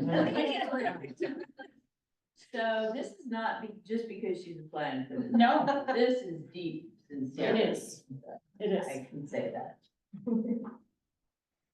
I am a terrible interviewer, mostly because I'm not great at asking questions. But I think what's really interesting in this role, and one of the things that we've been working on over the last few years, is that we've been trying to add some consistency in the recording, and that I think then helps facilitate transparency for the community and folks feeling like they have access to seeing what's going on without having to attend all of the meetings. And have you had a chance to take a look at our minutes and kind of review the style and approach that we've been taking to Yes. those? And Rose comes highly recommended, with regards to her style and the conciseness with which she conveys information very thoroughly. And I think that because this is for 3 particular boards, committees, phrasing, not quite in my purview. But it is, I think it also, in addition to allowing the public to be educated, I think it also just helps from a record keeping perspective to have that consistency with regards to minutes and having that same format. That was something I mentioned, you know, I had to do a lot of my government experience is more federal level, just from when I was active duty and having to do all of the documentation and contracts and things of that nature with a very specific format for the federal government, specifically the military. So having that consistency though makes it so that you can find information in the same place every time, regardless of who, you know, typed it up or things like that. So consistency is definitely very key, and having that across the board, I think, is important. Well, thank you. I certainly think so. Something that is kind of evolving right now is the introduction of AI tools into minute keeping, especially for smaller organizations. And I will admit that I am lukewarm to the idea of using them. You know, I think that there's no doubt that it adds a lot of efficiency and automation to it, but there's compliance issues, there's privacy issues, there's a lot of, I think, vetting that needs to be considered when you look at the implementation of something like that in either a governance or, you know, medical field or something like that. Have you played around with any of those tools yet? So I am familiar, ChatGPT, Claude, things of that nature. I'm familiar with the AI. I do some virtual admin work on the side as well, and for an SEO company. So I'm familiar with the conversations that are being had. Yeah. I think that it has, obviously it has pros and cons. Yeah. I think that for it to be effective, then you're having to have it listen to the entirety of a meeting, and not everyone's going to be comfortable with that. Plus, you also have folks that are in on Zoom and things of that nature, so getting their consent. I don't know, it makes it a very gray area with regards to then having the recording or having it pull from a recording to then create those minutes, but then you also still need the human eyes to verify what was said. So then what is becoming redundant, especially if you're paying for the services of an AI and then paying for a human to do the work again. So it's a balancing act for sure. I personally don't use it in anything that I do, but I have a multitude of friends that do. So I can see where it can have use, but I don't necessarily think that it's the best use for like a government type meeting. Yeah, thank you. I appreciate that. I know it was kind of a vague framing of the question. I think part of what is, I think, exciting about this is maybe having somebody with the right skills to kind of vet some of those things, or just kind of keep an eye on those and make recommendations where there are resources that are needed or could be to the advantage of the organization. Definitely. To work on those integrations. Certainly, we rely on the office staff to make those recommendations to the board. Yeah. Because we don't always see them. But that's all I really have. I'm really excited to have found you, I think. Yes, thank you. Thank you. Am I good? Okay. Yeah. Yeah. So, Yeah. Were we putting off a decision? I'm doing it, just do it if you're comfortable. Yeah, yeah, Can we do it? yeah, we can. Yeah. Yeah, Do it. So I would entertain a motion to hire for the position of recording secretary at the recommendation of Kari and the interview committee. And welcome Shanna, is that right? Shana. Shana, Shana to the town. So moved. All in favor? Aye. Aye. Any opposed? Thank you very much. Welcome. Semper Fi.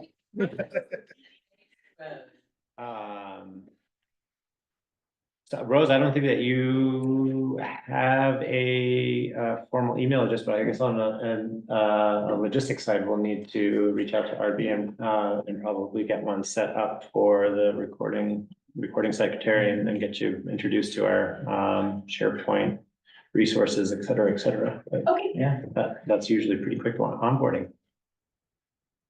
Thank you very much. Awesome. Town plan, Jared. So just be careful, I was here 6 months and now 2 committees later. Don't. So just be careful. Don't do that. That undermines the plan. See, so there you go. Too many missions we learn. Going on. So we had our public meeting last week, our public hearing on the town plan. Yes. A lot of the people that were here, they're not here anymore, were the people that came. We had a really good discussion. Lots of, I mean, Kari, you were on it, but lots of they were really positive comments. The 2 things I would say is, one, we now have a lot of comments in our spreadsheet. And so what I've already done is we've categorized all the comments. And once this is the town plan, we now have those to go back and be able to then deliberate as a commission on each section of those different comments that we can then, take into consideration and whether to add them or not. The other thing I would say is that, most of the comments were, actually, no comment was a comment that we hadn't discussed about something in particular before. There was nothing new, directly new that came out of that meeting. A lot of it was things I could hear someone go, oh yeah, we already talked about that, right? They were things that we had already flagged as either a concern or a question we had already had. And so it was good to hear that because it knew that we were on the right track and that there wasn't anything glaring that stood out as a major problem. The only change we made was there was a part in the agriculture section, page 23. Why do I remember that? I don't know. But, and it was a whole sentence about land use and tax, and we just took the sentence out. Like after it was brought to our attention, we all just looked at it and Gary goes, yeah, actually, it doesn't make sense. Is that the conservation easement thing? There you go. Yeah, okay, good. Yeah, and we just said, nah, gone, and we just took it out. But that was the only substantive change we made to the entire document. But we now have about 70, I'd say 70 comments that we can now take and that we can start looking at. And so I sent to Kari a brief, here's the summary really of them, of the comments that we have, and we're gonna continue to get them. And I've already started an executive summary as well, because that was one thing that was talked about, was having an executive summary to sort of pull everything together, that people can easily digest without having to go through 100 pages. But I was happy with the turnout for the meeting and for the dialogue that people had. You could tell that people actually did read through the plan and were looking at specific areas and bringing us real concrete questions and concerns, and, like I said, nothing that I think that none of us had talked about before at all.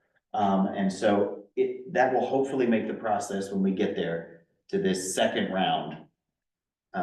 It'll make it a much smoother process.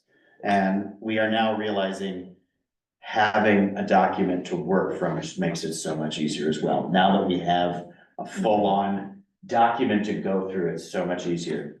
And Anne Winchester, having her part of that was what helped bring that over the finish line.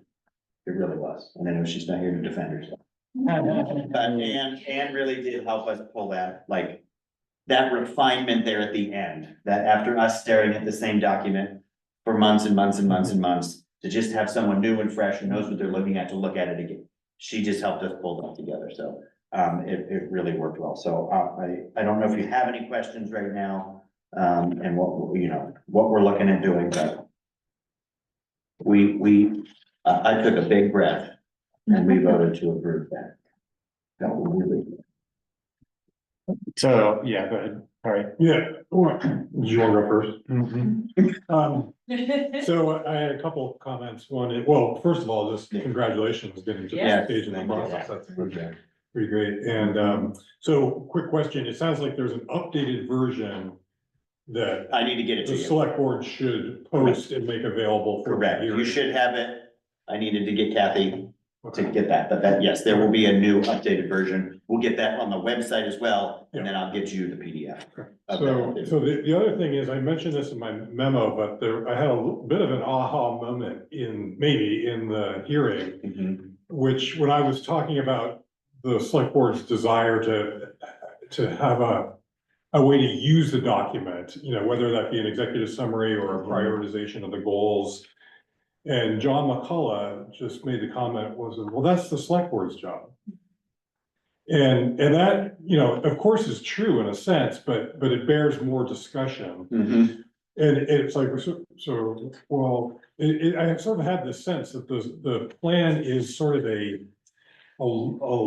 lengthy list, like a menu of goals and options that someone, and it's going to be the select board, is going to have to eventually decide what to prioritize. And so, with more discussion, I'm kind of wondering if there's an opportunity with the second round for the select board to really focus in on it and work with you on that executive summary, work with you on how you want to define the priority goals. And really treat this as the opportunity it is to have an even better document. Can you clarify what you mean by second round? Oh, yeah, so Are you? Would you like me to do that, Kari? After it's accepted, or are you talking about now? yeah, so the plan, Okay. since You're we, talking since we realized that we didn't have a plan. in Yeah, place. no, I'm with you. That's think the it's a second shorter round. answer. Once I the- got Okay. I got you, thank you. I think that there's a sense that for you not to adopt the plan on April 28th, there would have to be something pretty seriously, some Understood. serious obstacle. Thank you. But knowing that you can make improvements. Just procedurally, the planning commission has approved. the We have. plan. And so when it comes to the select board, what are our options? We approve it as. As is, you submitted. can make minor Minor changes, change. or you can make substantive changes, And and then it goes you have to have around. another hearing. Yeah, so then we just push that back, however, you need 30 days for the hearing, so. But I agree with Kari.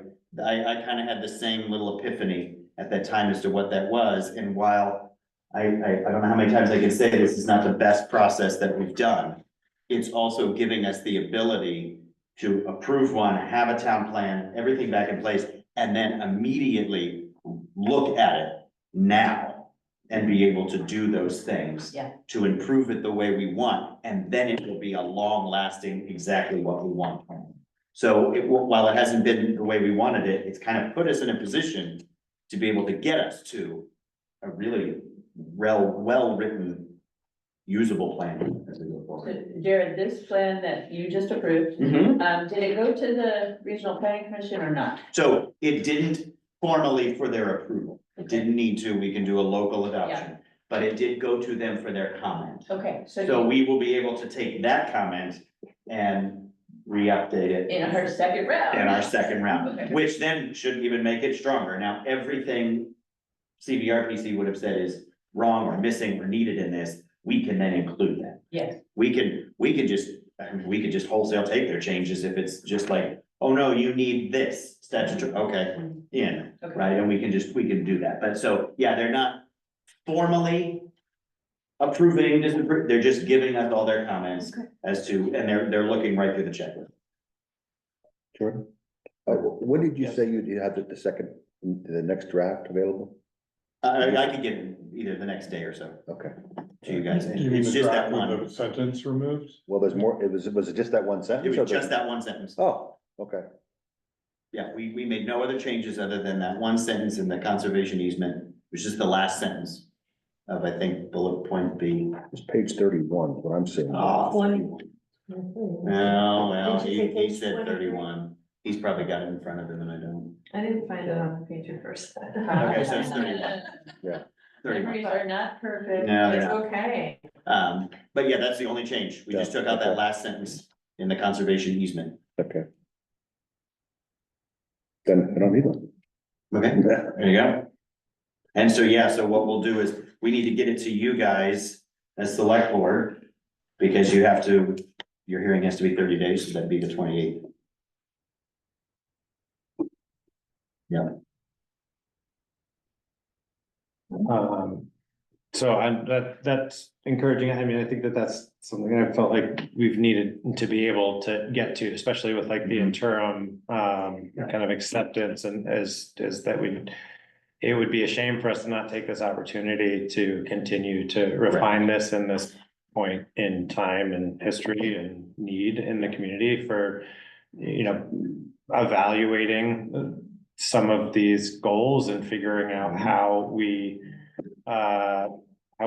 balance and inform certain decisions, and measure how we're getting there. I continue to be really concerned with some of the ambiguity around those values and goals.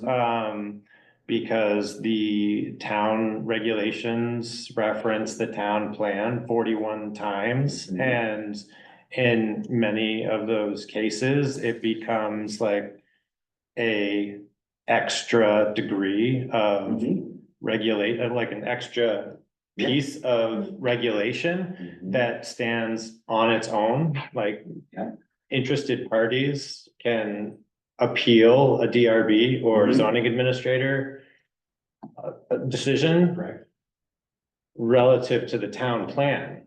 Right. Or the regulations. So if we're not really careful about the interrelationship of those two documents and the direction that we're giving, those things can be weaponized really easily. Well, one of the places where there are changes that will need to be made, but we know what the changes are, we've kept track of them. Yeah. Is that we wrote it with I'm trying to figure out the best way, the old, new, old, right? Like the regulations that were approved at town meeting was what we were going with to begin with, so we wrote it like that. Then we went back and took any reference to that out. And we'll have to put those references back in. Yeah. Because we didn't want to make sure that there wasn't a plan that referenced what isn't the regulations yet. Right. So there will have to be, but we kept track of all those changes and they just will get put back in. So then, once you've approved the town plan and then the zoning regulations, the land use regulations, then we will update it so that they do, and at least what we know match. There might be places we need to keep looking to make sure that it doesn't have ambiguity. But some of that right now will look like that. Yeah, they won't match right away. We will have to go back in and make sure that they then match what will be the new zoning regulation. So that we don't have that problem. Is that the level of detail that you're Or you're just talking about some parts of it are ambiguous in their own right, or they might be saying one kind of priority where the regulations might be another. Well, the regulations don't really say, you know, what the priorities of the town are. It's the Right. town plan that says that. Correct. And while our regulations do a pretty comprehensive job of like listing what all of the sensitive resources are and considerations and the town plan is what ends up being that comprehensive list of all of the resources and considerations. So, and I think that there's some efficiency to that for sure. You know, you don't want your regulations so cumbersome that they can't be consumed or followed without clarity. And also, while you don't want to go through the exercise of revising the town plan all the time, like circumstances change and you need to make some modifications to what your benchmarks are. And that's the conversation that we've been having for, you know, the last year or so.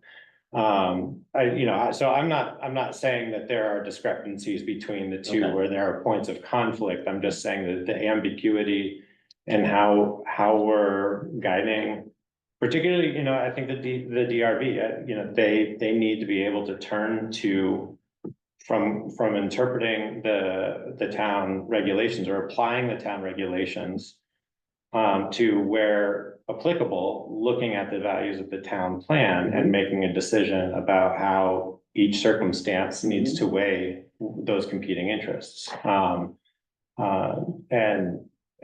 so sometimes I feel like I'll leave it at that. No, I mean, you're not wrong. We know one thing that we do need to do in the next round is any place where there is any conflict within the plan.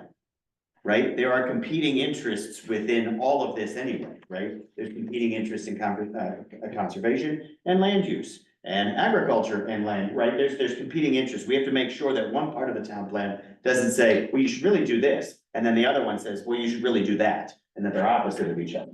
We know that for sure. The other thing is that's what we've talked about a lot as this process has gone, is that some of those are ambiguous goals or values even within it, because as a commission, we're not fully sure, right? Like we need to, I think that's where select board can help. I know there are places where we're like, this is this, but this is this. So we write it so it's not so clear because we're not fully sure what's the best place to go. And so maybe that's what we need to do. Maybe there needs to be a recognition of where is that ambiguity, and then finding it and then going, no, let's just determine what is the priority here. Like, what is the value? And let's not say it in a wishy-washy way. Let's just say what it is. And that's a thing we can do now. That again, the good part of this is we'll now be able to take the time to do that, right? Once the plan is there and the regulations in place, now we can do that. But we have some spots that we could do that you're right. If a DRB gets a case that they go back and then it says, we like the color purple. And you're like, well, okay, what does that mean? Right? Like, so we don't know. And you're right. So we need to go back and make sure that we do that. And we can find ways to do that, to highlight those ambiguous areas and clean them up. And maybe that's, again, someone from select board, because that seemed to actually work really well. And maybe there's somebody that then is part of that can go, you know what, no, we need to state this more cleanly. That's okay, then we can. I think that's smart, Jordan. Maybe we can do that too. If that's what you're getting at. Yeah.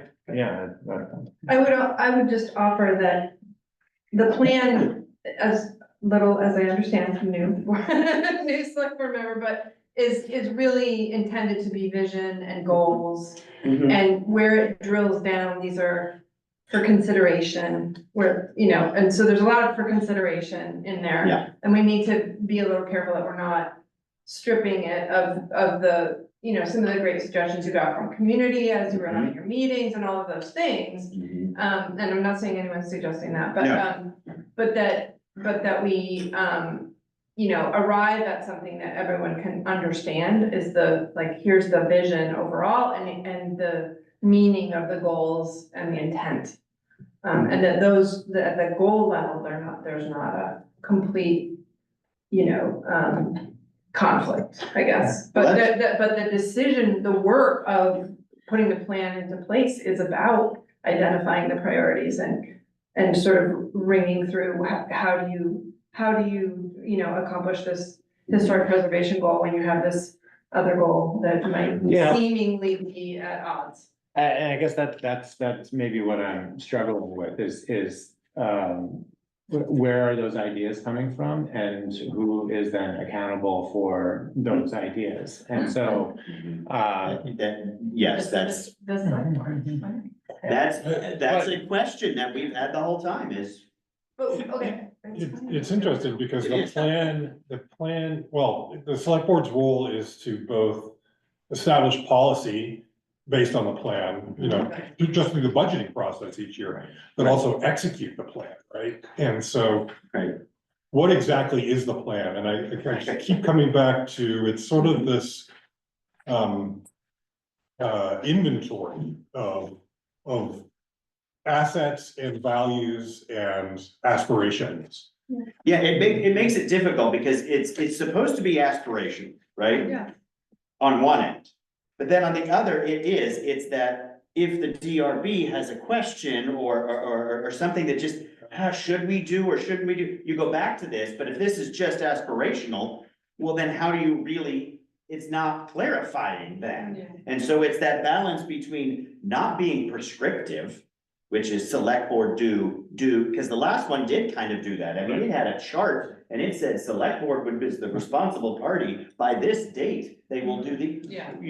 No, but I think to what George but if you get so aspirational or it's so big in the clouds ideas, that then it's not a help when the DRB needs to go back to it. Nor is it appropriate for the select board to then give that direction to the DRB when they're at that point of decision. Right, it's the balance that I think we found it in a lot of places, but I do think there are places that we need to find it again in there, which is that, how do we make it aspirational and somewhat specific enough that if the DRB were to come back to it, that it would be clear what was supposed to come up. Yeah, so that's the rephrasing of it, like who's responsible and how do we identify the opportunities? So like, let's look at them as opportunities. And for me, it's the easiest one for me to pick on is Larry and conservation, sorry, Larry.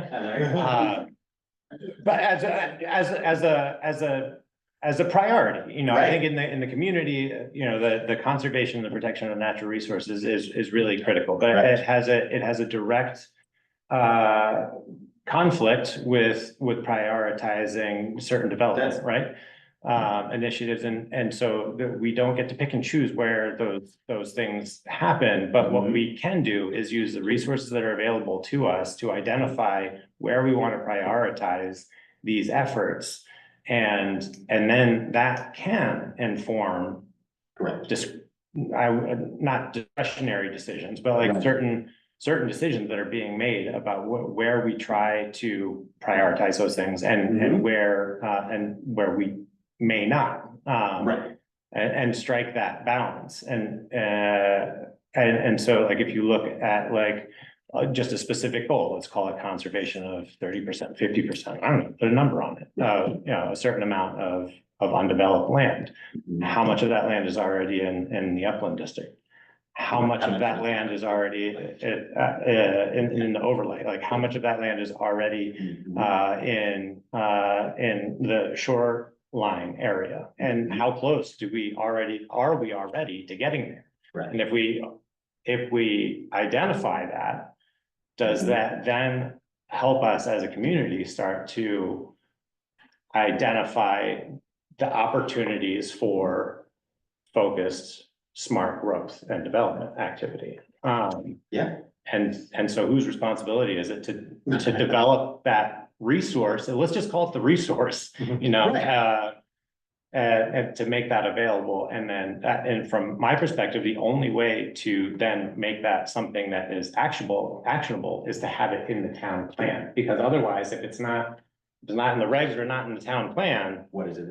It's just a policy, and I don't know what the enforceability of any of that is. Yeah, someone mentioned in that public meeting, or maybe it was after, the idea of something along those lines of metrics or something like that, but it being part of the supplemental. And it's not part of the, like, so it's approved and it's a part of it, but it's not within it, it's a supplemental part of it. That could even be something, like, I think we have ways to do that. I think we just have to try to figure out how it is we want to do that. Because some of the metrics of doing some of these things is gonna be difficult, right? Like, or how do we, the first thing I asked when we started this was when there were all these lists of goal, responsible party, and by date. Literally, the first question I asked was, where do we have to evaluate that was? And there wasn't there. There was no evaluation of whether any of this was happening at all, let alone by that responsible party by that date. And so, again, that's getting so far down into it, but then you also then get to a point where we have none of it. But then it gets us to the, well, whose job is it? And there is some philosophical different ideas. Well, then it's all the select board, or it's like. Well, it's not the first town plan, right? No. So, I mean, we have some historical. Correct. Information. We also are not the only town that has to do it, so. I think there's. Oh, no. Right? I mean, so it's not, we don't have to live entirely in. No, I will say that when you look at others, ours is more wordy. Yeah. And we tried to bring that down. And we did, but it is still, it's still a wordy document, which I will openly admit that I worry about that from an accessibility standpoint, right? You know, everyone being able to, and I'm not saying because of ability, but you look and you go 120, yeah, I'm good, right? And you don't get there. And so what I see in other town plans is more concise also, but. I actually went through all the ones in central Vermont, and I thought we were kind of average. There was definitely some longer ones. Yeah, once we taken it down. That's where having that summary though, or something that helps focus the plan could really be helpful. Yeah, right, like, or the major goals of the whole thing, like here's not just a vision, but here are the major goals of this, right? And lay it out. And if somebody then wants to go and look, they can. Yeah, I think that's a huge step. And we could definitely do that. Like I said, I think this is gonna make this, like, we're out of that nitty gritty. Now we can get into these other parts to refine it into the document that we want it to be.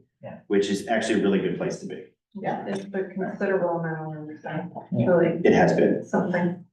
Again, when you learn that other places, like, we have learned this is a 2-year process. Yeah. And if this is an 8-year document, at year 6, we start over.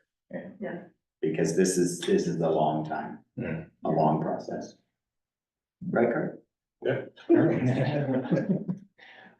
April 14th then. April 14th. We'll be proceeding with the process of. Of having. That and zoning, and we did the same thing. We had the public hearing on that. We had a different meeting, public hearing on zoning regulations. On the land use regulations, and so we then approved those as was, but. And that's there, so then you guys can just move on forward. So maybe I suggest that Jared and I work on a short presentation, just for whoever shows up, so we can give them the overview, and then Jared will be here for detailed questions. Yeah, I think that'd be great. And we will, most likely, most of us from the commission will be there. Great. That's just the one, because we all wrote different sections. I can only say so much detail about Gary's ad section. Thank you. Oh, you're welcome, guys. And Jared, you all have looked at all the statutory guidelines for zoning regs changes, because they're a little different from town planning warnings and posting in the newspaper or not. Maybe you would. Yeah, we did. It's all new to us now. We know it all now. Neil, I'm sorry. Thank you. Doing all right? How are you? Can I do the intro on this one? Yeah. So remember, we had this opportunity to apply for a grant to get started on ash tree management, and so knowing that, I contacted Neil. And Neil informed me about much of the work that was done back in 2019 and probably earlier to draft a plan, do an inventory, and that's all, that really sets us up well, I think, to get this grant. But we, in that process, realized it'd probably be good to adopt this plan, to have you adopt it, because one of the criteria for the application is preparedness. Yeah, we had this plan like almost finished, sitting on the shelf that everyone had forgotten about for a decade or whatever. But he called me like, oh, you can spend a half an hour. And, So we have a version of the plan. I think it's pretty straightforward. It's probably worth, do you want to go over kind of like the broader strokes of what the plan entails? I guess that we've already had some discussion around, how it identifies kind of the priorities for tree removal, and then the plan for going through that. yeah, so this started, we did a ash inventory on all the roadsides and counted ashes, and the kind of takeaway was they're everywhere. It was hard to prioritize. But I think there's general consensus that it's a good idea to be preemptive and try to cut ash trees before they die, because otherwise it's a hazard and it's also really costly to clean up when they're, standing dead. It's really dangerous. Yeah. I did have a question about that, because you lay out 3 different options for management, and the first is the preemptive and the second is selective. Why do you feel like preemptive is better than selective? So that framing came from the Central Vermont Regional Planning Commission, but I think the selective, so I think there's kind of like selective preemptive, like let's be thoughtful about which ones we take. And then part of what they were writing in there was selective treating ash trees to keep them from dying, which we talked quite a bit about. It's very expensive, and it's kind of like if you have a special ash tree in the park or whatever, we didn't really identify any trees that felt like worth putting the money into treating every 5 years or whatever it is. That is alive. Yeah. So I think, and then I think we all had on the Conservation Commission this sense that like, we should be preemptively treating them, but it's hard and there's not a lot of money or will, and then we kind of lost track of it, and the road crew has like cut them when it's convenient and they're working there or whatever, but so I was really glad when Kari called me up about a grant opportunity to maybe get some of the most important stuff done. Got it. And so I'll say the kind of prioritization, generally with hazard trees, there's like these 3 pieces. It's how like, what's the risk that this tree is going to die and fall? How big is the tree? And is there anything that it's gonna hit? And with the ash trees, the risk is very high for all of them. Like they're pretty much all going to die. So it's where are the crowded roads and where are the big ash trees and the concentrations of them? And that was our basic. The large poor condition trees was one of the criteria that we used. Yeah. And we have a reasonable sense of where they are because of the inventory. So I think we identified a few stretches of road. I don't have a great sense of how much it's gonna cost. And I think that East Montpelier's done a lot, and I talk every now and then with Paul Kate, who's their tree warden, so I can get good numbers from him to get a better sense of things. That'll be the next step is. Yeah. I think this is very anecdotal. I think it was like, I think they used maybe some ARPA funding for it or supplemented that with like a I grant. don't know. They did, I think they got 2 different grants. Oh, okay. But by the time I was on the scene, that grant money was gone. I think this may be a new program. Maybe this is the restoration of something that has been not available more recently, but $12,000, even we got the maximum grant. I can't imagine that's gonna do much more. If we got these 3 stretches, that would be great. Yeah, that's what I think too. Are you saying you think the 12,000 would actually help with those 3 stretches, or that we don't just get started? Oh, no, that we could do. My vague sense Okay, of it is thank that you. we could do 2 or 3 of that, those 2 or 3 stretches. Yeah, I don't know. But Great. And do are something. we thinking about replacing trees? Is that In the those, plan? in those areas, it's kind of like forested roadsides, and there are enough other trees that they will fill in, other stuff will grow on its own. I think there are places where if we were taking out, like I'm thinking of up by Old West Church, there are some ashes in those like hedgerows of trees where you feel loss and it's looking appropriate to replant. But I don't really think in this section. And even in those situations, it wouldn't be, I guess, cost effective to do like a treatment plan for those particular trees, you were saying? It's pretty expensive. Yeah. And it's like thousands of dollars every few years to treat ash trees if someone has to come and inject the stems, who's licensed for it and stuff. So, You say thousands per tree or? it's like over the life of a tree, it's thousands per tree. I think it's like, I wish I could remember the numbers. I think it's hundreds per tree per treatment, and you've got to do it every 4 years or something indefinitely.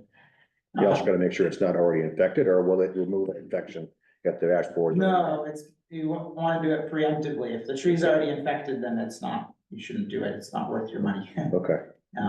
Yeah. So a place like that, if there's, there's 20 trees kind of along this 3-mile stretch of road that are really nice, big trees, that's a big investment. Yeah.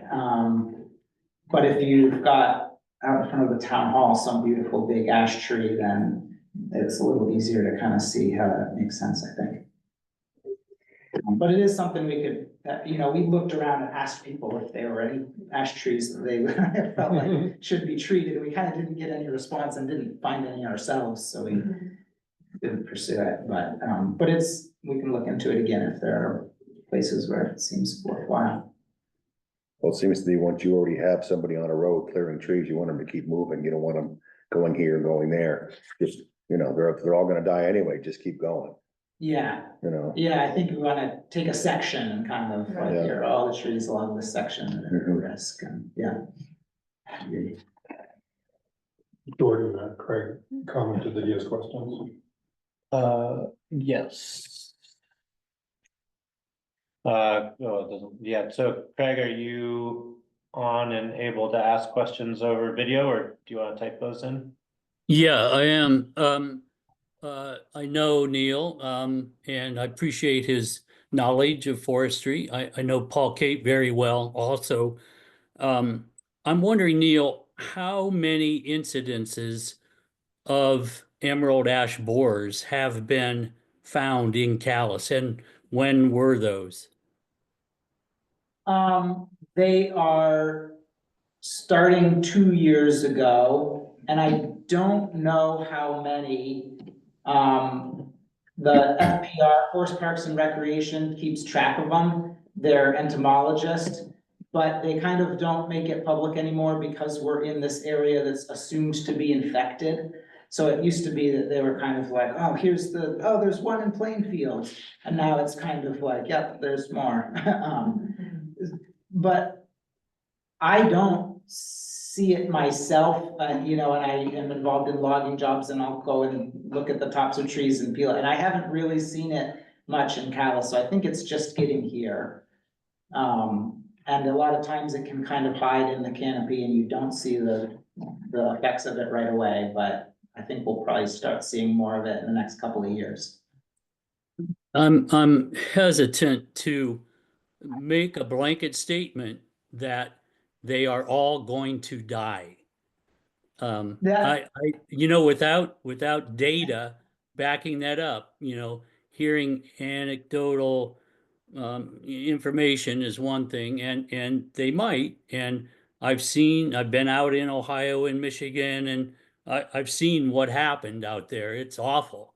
I also was aware as I went down the county road a few years ago, and Paul Kate was supervising the cutting down of every single ash tree in East Montpelier on the county road and also other roads. A friend of mine lives in East Montpelier and was surprised when they came to her door and said, "You've got an ash tree on your stretch of road. we'd like to cut it down. And I guess what I'm sensing is kind of a Chicken Little response to what could be a problem. I'm not saying it isn't, but to be gearing up and to be talking about, well, it could be thousands to treat trees, or it could be hundreds. I mean, there's a lot of information that doesn't seem very specific. I'm not a forester. I've worked in the woods for many decades. I have ash trees on my property. I don't see any evidence, but that doesn't mean they're not in Calais. I'm not trying to, whitewash everything here. But I would say at this point, I think it's an overreach to say we need to cut them all down. Because I think that could well be a mistake. Will there be some here? Yeah. So anyway, those are my comments. Hear and appreciate your comments, Craig. I think I want to be careful that we're not just exaggerating some kind of hyperbolic comments here. I think we're trying to make an informed decision. The town has the obligation to take into consideration that the safety of the community and the efficient and responsible use of its resources. And what this plan does is identifies kind of the highest priority, highest risk trees. That there's a lot of forest in Calais, and there's probably a lot of ash trees that are not wrapped up in this plan. These are trees that are in the town right of way that the town needs to at some point make a decision about. And right now we have an opportunity to apply for a grant so that the taxpayers aren't burdened by or at least the burden to the taxpayers is as minimized as possible for addressing what could be either a safety risk or just a cost, a management cost, and trying to make a prudent decision around it. I understand. So a quick question about the grant. Would it be money that could be put in the bank and used when needed? Or, I mean, I hear you saying that you don't want to be hyperbolic about it, and I agree. That's what I'm saying also. So I just don't know how the grant would work. Like, is there an expiration date on it, or?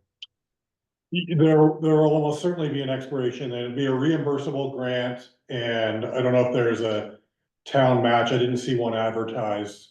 But typically you would have 1 to 2 years to request the reimbursement, demonstrate that the work that you did. I was just looking at the plan. When the inventory was done, they came up with 3,297 ash trees were inventoried along our roads. Yes, that's in the right of way. That's just in the right of way. So wow. I agree with Jordan's point. If there's money available, we're not talking about taking all 3,000 trees. We're talking about taking a small portion of those that are highest priority. And if it turns out in some number of years down the road that the ash borer is not the problem we envisioned, we'll still have time to address. Yes, I appreciate that, Kari. Thank you. And so the one other element I think that I guess is important is if we're taking these trees in the right of way and they haven't been infected or they're minimally infected, however that plays out. Do we have a process for potentially making them, is it appropriate to make them available for use for like firewood to either the property owner or somehow work through inventorying and then making them available to the community? Yeah, generally wood is offered to the property owner first when trees are cut. And then if they don't want it, other towns have created collection points, and there's kind of, we want to make sure we're not doing something that ships it into an area that's not infested. Right. But that is something that we should give some thought to, is there a place where we can bring wood that landowners don't want, that could be a central collection point that people could get firewood from, or how that would work. I think that's a really nice idea, but we haven't given it thought. Okay. It's in the plan though. Yeah. Number three, make a plan for the disposal. I'll rephrase my question. Are we any closer to having a plan for the disposal? Yeah, I guess I just wanted to have a little line of sight on like how appropriate it would be. I think it's pretty obvious not to be like shipping it around and cross-contaminating, but Yeah. is there a window of time that we have to be careful of storing them, or how we store them, or where we store them? But yeah, it seems like if we keep them local. If it stays local, it kind of doesn't matter, and you're not gonna treat it to kill the ash trees. That requires like, you know, putting it in a kiln or something we're not gonna do.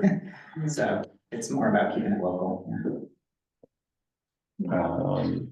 And aside from that, I guess that's pretty self-explanatory. I mean, we could get into the weeds of other logistics stuff, but I can't help myself, so we'll just leave that for other discussion unless anybody else has any other questions about the plan. This is just are you asking us to say go ahead with the grant?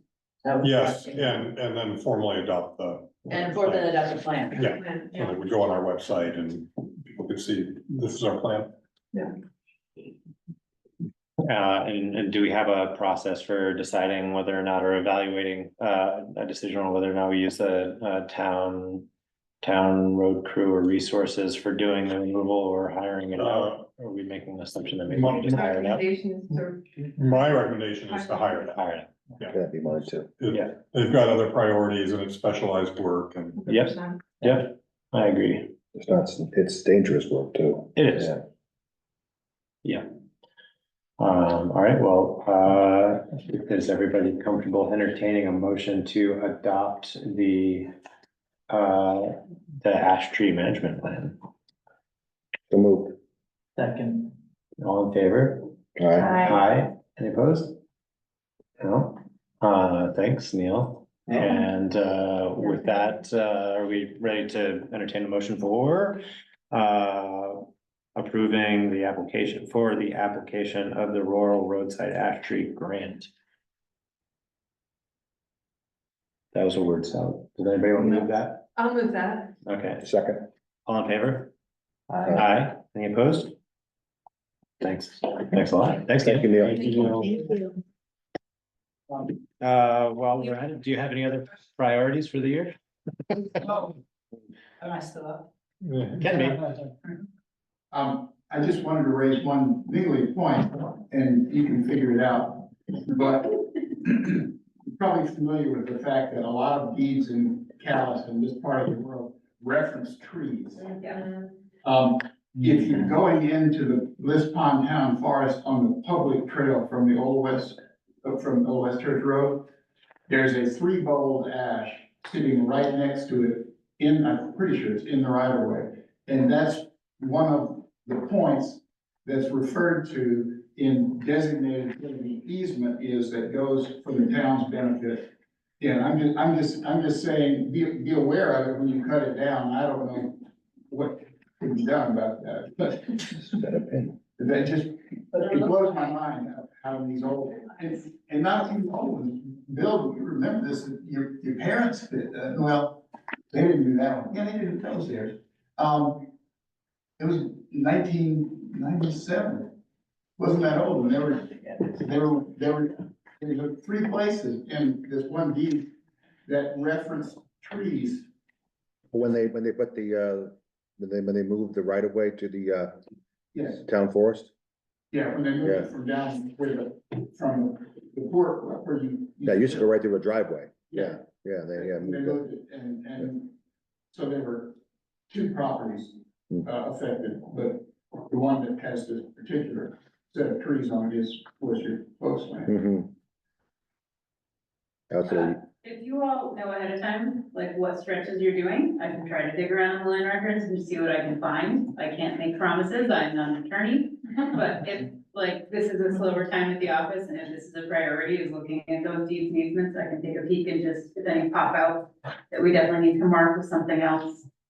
Yeah, I think that something like that is pretty visible, that blazes on it, we can say like, this is a true. This looks important. Shouldn't just say that, right? Yeah, I think it probably is, the other one that actually has some signage on it. Yeah. It's hard because you are now, and you were at the town meeting. Yeah, thanks Larry for raising that. Yeah, It's a tiny point. I mean, I think I think this plan is pretty good. I'm not saying anything about it. It's just a quirk of the way that legal system works, really. I think it's just remarkable how unimaginative people were, back in the day when we had like 99-year leases with railroads or decided to mark the corner of a property with a tree. But how long is it gonna last? We all agree that we want it to last hundreds of years, but that is not a stable, sustainable system. It's a valid point, and monumentations is a real sticky situation. As you know, with the town forest work. Interesting. All right. We'll come up with a system. Neil, do you have any other burning aspirations for tree No, warden world? no, I thought that I would, do this project, I get calls 5 times a year or something, someone who wants to know about roadside trees. And I go and meet with them. I'll keep doing that. Yeah, thank you. Well, Yeah, thank you. we appreciate that, and thanks for all the work you're doing with the natural resources segment of the town plan. Appreciate it. Yes. Yeah, for sure. Oh, yeah. So next up, we've got rules and procedures and revisiting the amendments that we've been discussing for That's enough to clear the room. There they go. There they go.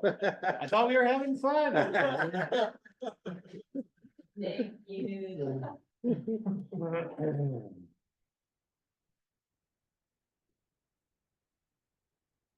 Dividend. I'm assuming that the draft, the amendments are the ones that are underlined, is that correct? Yeah. So there wasn't a lot. Addition, right? Yeah, so you asked me to do something with executive session, so that's on. And I like what you Yeah, did. I do too. Okay. Yeah. I do too. Short as it can be. No, is that the executive session is referenced in the very top of the purpose, right? That, if you look on the first page under purpose, the last thing it says, except as provided in 1 VSA 313, which is the executive session Yeah, language. yeah, So you could say this is redundant. it seems like it's more specific, what you put in there. To employment related items. Only, like item 6 and 7. Sorry, that one's numbered, but it maybe shouldn't be, but item 6, executive sessions will be conducted in accordance with. So that's a restatement of a fact that's already part of the purpose. Oh, yeah, And the line, the text in that section is explicit. But this it seems to me the language in this about whenever a meeting is held under that, consider the appointment or employment or evaluation of public officer. That's not the only reason you'd have an executive session, but you're being specific about. that language is already there. The new number 7 already exists. Oh, okay, Yeah, all we added was, it was at the request of members of the public wanted us to be more explicit about executive, explicit right. about executive session. So I guess I found that a little confusing once Yeah. I realized that the top point was referencing executive Yeah. session. So I just wondered if a friendly amendment would be just except as provided in this referenced section 313, which addresses executive session, right? I mean, it's just so that it's clear that we are, of course, operating under that 313. Just wasn't sure if we needed both. Oh, I'm not sure.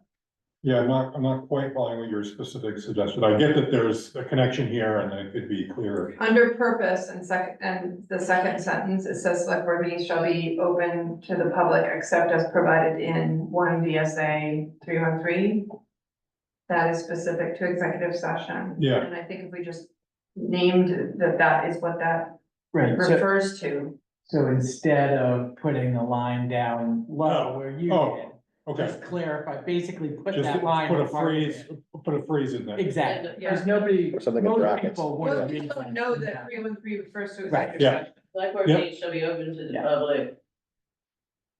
Except when executive session as provided. As provided in, yeah. Yeah, Yeah, that's even more elegant. I like it.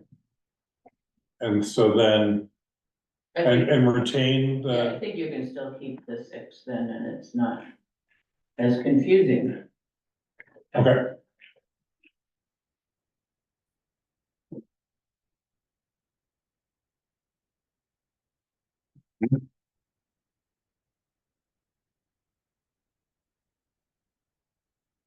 So is 6, referencing 7, or is it its own section? 6 is its own sentence, Statement. right? And then 7 is just a Okay, specific okay, thing yep, that's about the employment. It's just more. But we're talking about taking 6 out and I think. adding a phrase I in think you that can first still- section. I think you can, if you add the phrase, I think you can leave in your new language in 6. I'll leave it in. Okay, so this is just And to be clarify, redundant.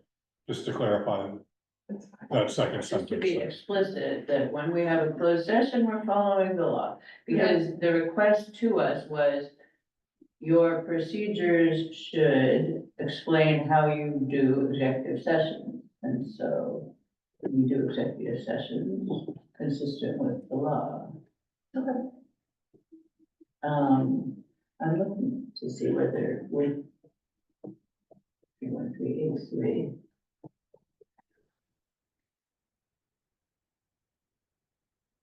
I guess the other context for number 7 is that,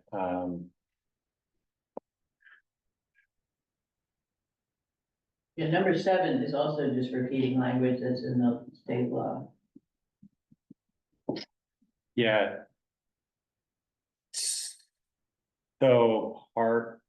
So there was a complaint of, a violation of open meeting, and part of the response to that was, so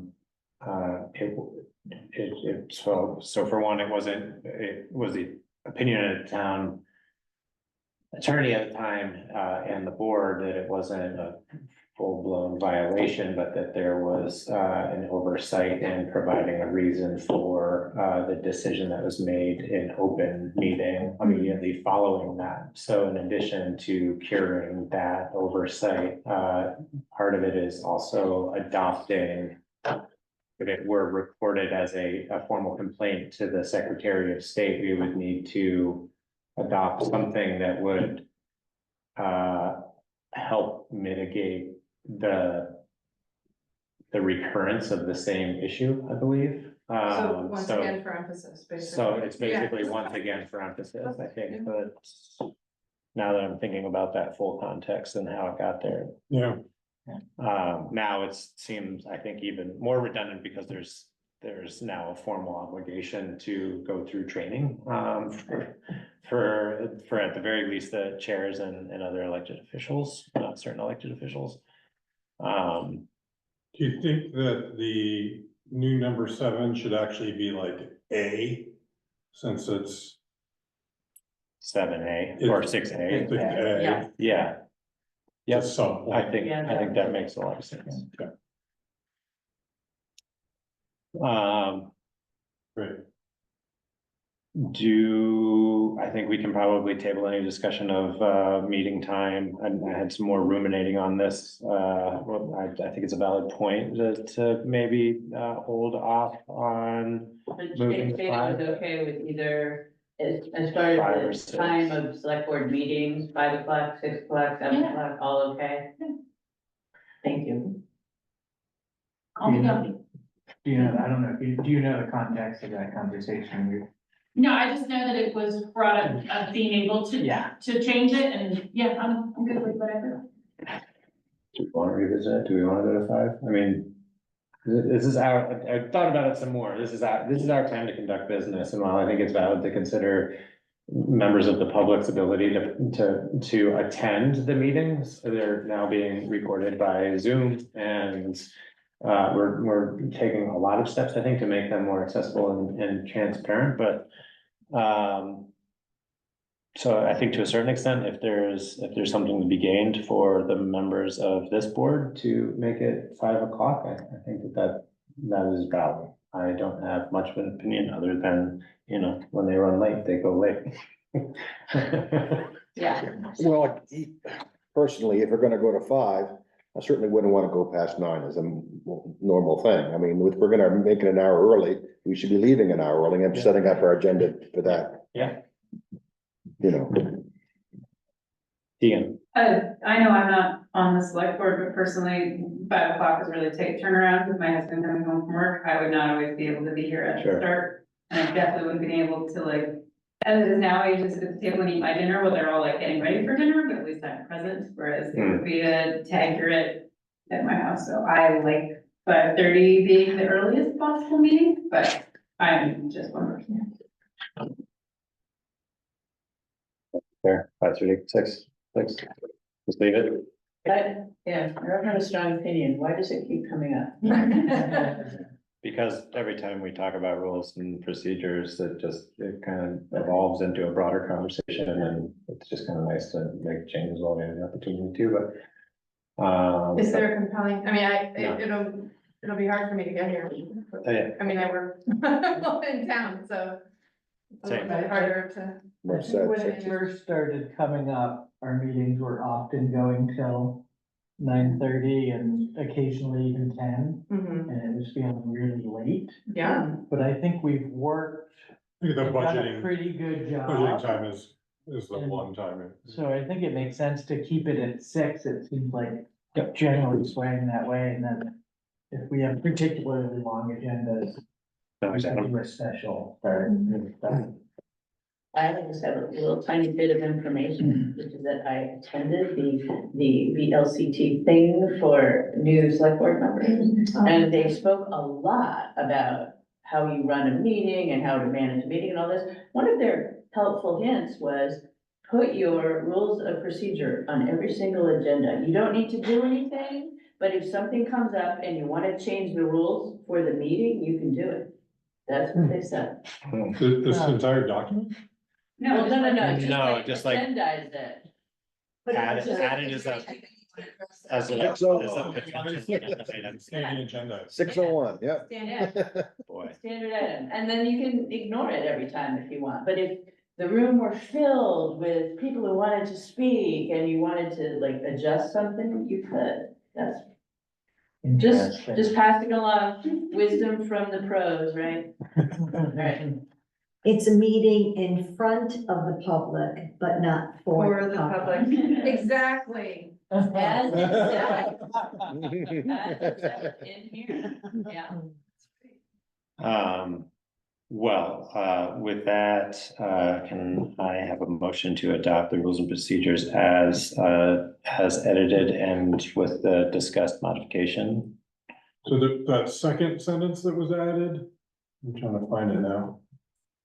Number 12 under organization, sorry to interrupt your When flow. there are open seats, the select board will typically issue a public call for candidates and solicit written and or verbal testimony to evaluate appointments.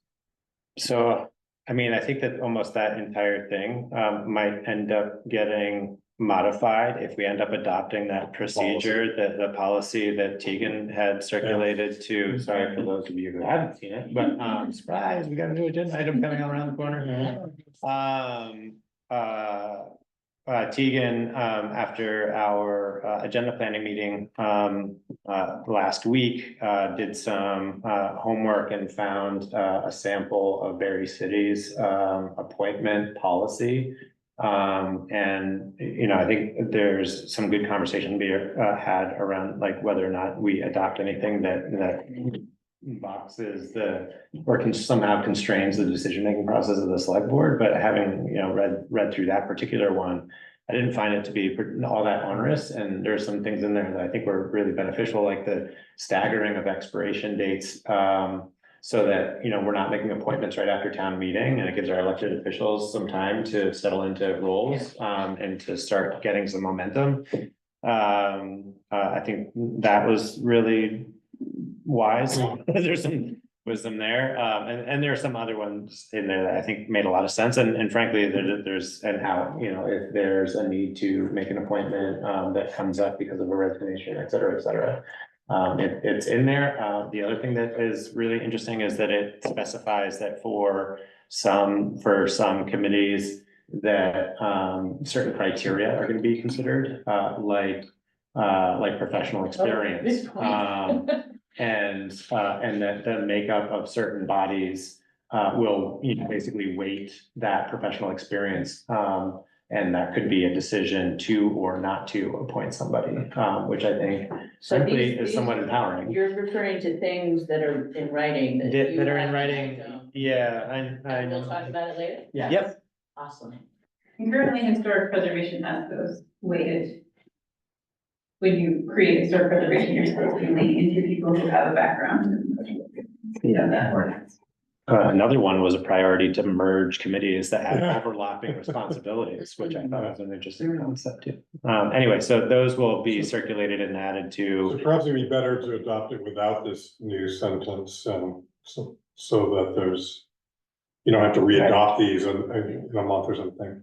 Unless it's already on the agenda. But we're gonna have to then add He's a saying- reference to a policy anyway, so, I think this is some fine. This is what we're currently doing. I think this is what we're currently doing, and this is some fine and term language, and when there's a policy, we'll just, pull it out and reference the policy itself. The 18th on there. So it may not be next meeting, but it might be, another meeting or two, when we're taking a look at those. Depending on what we have on the plate. Adjourn. Wow, never mind. Not quite adjourned. Adopt these amended rules and procedures, with the discussion we had. The printed copy we have to sign does not have these changes, so we'll have to. We'll re-sign them in 2 weeks or 3 weeks. At the next meeting. Yeah. Very good. All in favor? Aye. Aye. None opposed? Thank you very much, Kari, for putting those together. So that leaves, reports.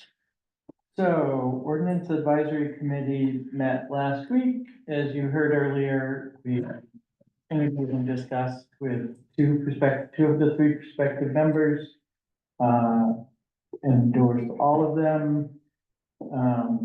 We had a good meeting. We sort of made a general plan moving forward that we have already looked at the two Curtis Pond ordinances and the dog ordinance. And we want to give the new members an opportunity to look those over as well before we bring them into the select board. So we anticipate doing that over the next couple of meetings.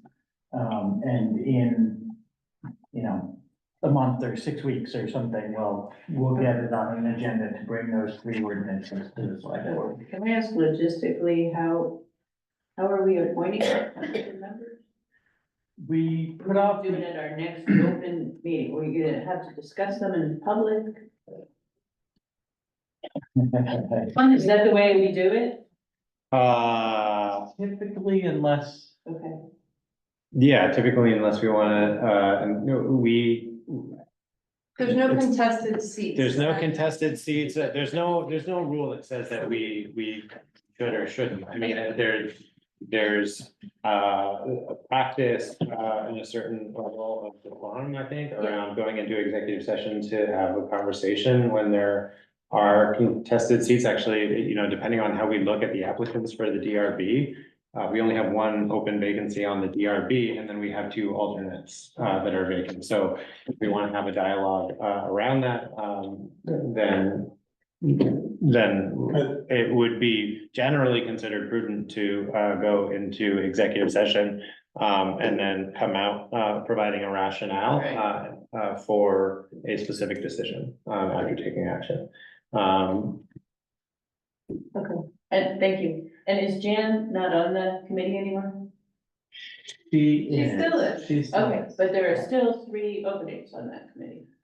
So that was something that I wanted to kind of talk about a little bit, because like right now, the charter for that says that we have 3 to 7 Okay. openings, but we don't define, we started to kind of zero in on trying to define one of those being Tegan, 2 of them being a select board members that may rotate, but that's. Talking about rotating initially. But we don't define that specifically, Yeah. so then we have 3 to 7, and right now we have those just listed as community members. So are those community members in addition to those 3 positions that are fixed? It's a new committee. It's a new committee, so I guess I would ask the committee with maybe having some agency and deciding what that is, and then. Since it sounds like there's gonna be some lawyers involved with that who have some experience with policy writing. What's not clear to me on whether or not those need to be specific term periods, or if they can be like ad hoc appointments relative to subject matter. I think at a minimum, we could call them a year. Yeah, I think we decided 1 year to begin with, so I think we all have 1 year that are on it now. And Jan's still on it, but she's dealing with health issues, and so she said she's gonna keep on participating as long as she can, and then if she really feels she needs to step aside, she'll let us know. What was that person's name? Jan Olson. Oh, Gina. Yeah. And I think the only other thing that was alluded to earlier is next up is roads. And as we've been digging, we originally were like, let's look at this one road related ordinance. And then we're like, oh, here's a dozen other documents that all talk to each other in one way or another. And so this bunch is gonna be a bigger lift and sort of a broader look at how all of those ordinances and policies talk to each other, contradict each other, and any of them be combined. That sounds important. It's really fun. Great. Join us. And you're keeping in mind my request to prioritize the right of way. Yes. Specifically the Yeah. private maintenance and right of way. Yes, That's the top- definitely. we talked That's about the it top one. last time. Good, Yeah. thank you. Thank you. Any onions? I don't think so. I don't think so. Chandler? The first thing I want to talk about is the ethics regs. The state had that legislation last year about a new state code of ethics, and whatever state code of ethics supersedes our code of ethics. So I was looking at our code of ethics. One of the references to a statute, that statute has been rescinded, so we need to at least change that part. Most of what's in our code of ethics is covered in the new state. There's a few little tweaky things that are not. The big thing is we need to have a drafted procedure, policy, ordinance, something around investigation and enforcement of alleged violations. We touch on it in our personnel policy, which only affects hired employees. It doesn't affect everybody else. So that is something the state would really like us to create as a process for investigation and enforcement of violations. I think VLCT has a model policy, but I was going to ask you to think about whether you want the ordinance / maybe, I don't know, if we're gonna do policies with the ordinance committee or how we wanna take that on. You don't have to decide right now, it wasn't on your agenda. But just putting that in your awareness, as we've had issues with ethics come up and we haven't really had a good process for how we deal with them, the state is like, no, you should really have a process for how we do it. You could ask your staff to bring you one, a recommendation. You could. Especially because there's a model. already. Yeah, exactly. Okay. That's the first place we We're not go. starting from scratch. Yeah. I thought I read something that the state was supposed to do that, and we were just supposed to say that the state was gonna do that, but maybe not. It would Right be nice. now, it says we are supposed to do it, but that might change. People are plugging away at the, all the trainings they're supposed to be doing, which is great. Barbara's already done hers, she's on top of things. Other than that, what's going on? I've been tracking legislation in the State House, there's a lot going on, lots of little things that affect towns. Kari and I are both sort of tag teaming, trying to keep an eye on things that affect the town. I have a clerk training on April 8th. I'm very excited. Those are really fun and I was learning a lot. Barbara has officially cut back. She's in the office 2 days a week and she's mostly working from home the other days. She'll like jump in, like when I was doing interviews with Kari, she came for an hour and was at the office, so I could do that, but it seems to be going really well. She seems to be happy and comfortable and Kari and I have not noticed any issues so far, so that's going well. Manageable. Yeah. What was in it? It's the time of year when we get lots of tax bill requests for people doing their taxes, overweight permits, people calling to ask about the roads, how many they are, whether they can get their big truck up this big road to deliver things. So that's kind of what's been, most of our calls and visits have been about. And dog registrations, the deadline for not paying a late fee is April 1st. We've gotten a lot of dog registrations. And in a fun bit of news, my dog is now, some of you have seen at the town office. We're giving this a shot. She is struggling with being home by herself all the time because she's 15 and a half and she's just old. But so far, she's only howled at the UPS guy and Tyler. So she's been there 4 days. So I think she's good. Two of the nicest people that come to us. They always know. Thanks, Tegan. Financial report. Yeah, so, really briefly, February report, we're 2/3 of the way through the fiscal year. Revenue is on track. Well, it will be above budget by the end of the year. General government expenditure, 73% of budget. So I'm fairly confident we'll come in under budget because we've made most of the big expenditures. And then highway department, we're at 84%. Running high on materials, so I'm not as confident that we'll be under budget. That's budgeted expenditures. We brought in more revenue through a couple of grants, so that will help. But that's one we're monitoring more closely. And then general fund balance, we're in good shape. We have, and this is taking into account, we have one large education tax payment to go. Taking that into account, our estimate of that, we have $549,000 in assets less liabilities. So feel good about that. That's about $200,000 more than we had this time last year. Nice I trend. was happy to read that. Yeah. That's a good thing. Yeah. Thank you, Craig. And then just transitioning into other thing, I wanted to share with you something that's come up recently. So remember, we applied for and got a grant to do road inventory. The state requires us to every 5 years update our inventory of hydrologically connected road segments. So within 100 feet of water, and there are 1,362 of these segments. Does it ever change? Almost as many as the ash trees. So many. So we have a grant. It's $10,700 and we have to match 20%. So about 13 grand, up to 13 grand that can be spent. And I was assuming that we would hire someone to do this, be like a summer job. And it needs to be done by October 2027. It'd be great to get it done this year and have it out of the way. And as luck would have it, we had a highly qualified person express interest in working for the town.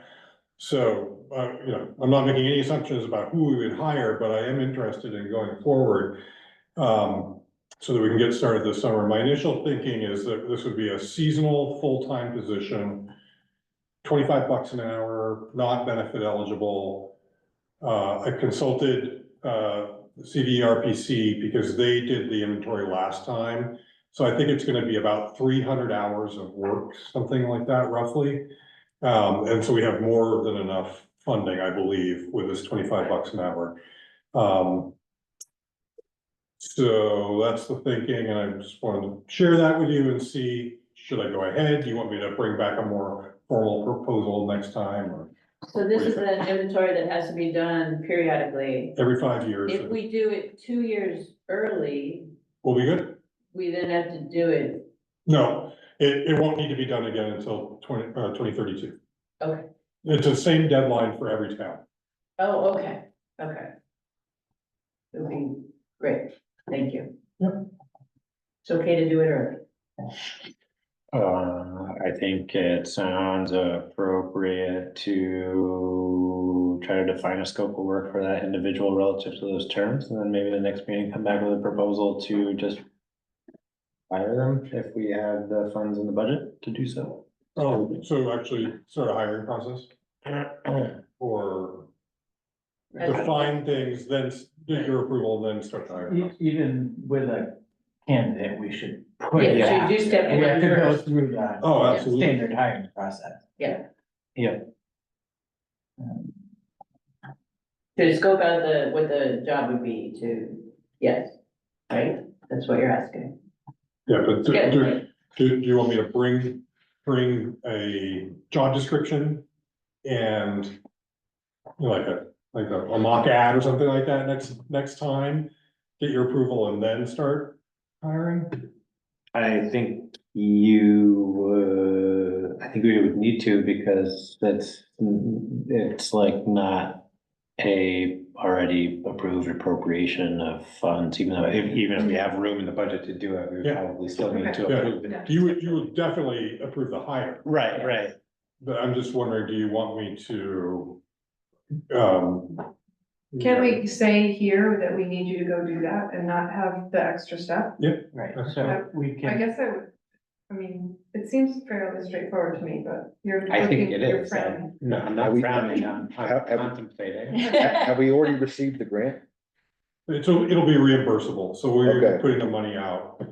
But we know that it will be reimbursable at this point. Yeah. Okay. Yeah, we have a grant agreement signed. Yeah. Okay, good.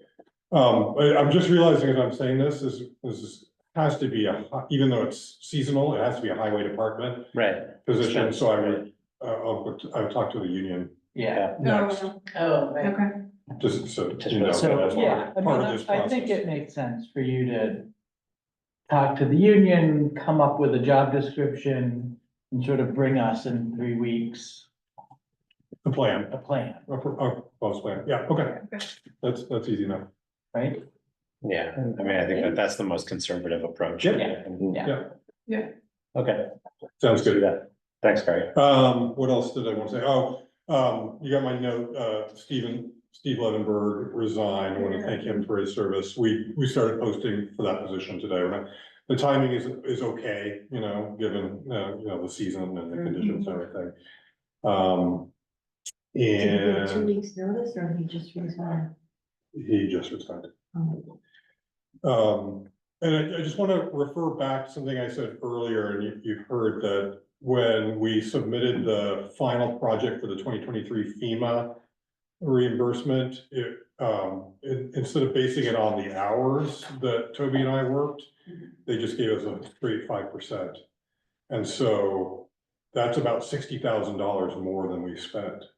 So one of the reasons I'm mentioning that is that if we actually do receive that money, that could be used for the repaving of Half County Road.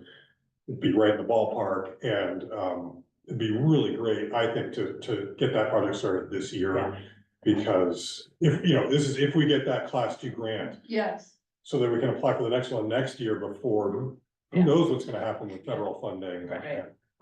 If we do the northern section of East Montpelier and ours, do we get to go to the Treasury Department for a 0% loan? Wasn't that equipment, or was that at all projects? I think they're still trying to figure it out. I thought the Vermont Treasury one, I thought it was equipment, but it could be. You mean to do the whole thing? Bond it? I'm just saying, that's still short of whatever the 1 mile amount is in the last, it was $100,000 per mile. Right, so we were last talking about maybe doing 1.5 because halfway seems So that's what you approved. good, and so I'm just wondering if we take that plus maybe trying to finance it at 0% if we were to do it with, because they didn't do the full section of county road. I'll take a look at that. Okay, that was it. Motion to adjourn? Thank you. 9:15. Thanks. Yeah. All in favor?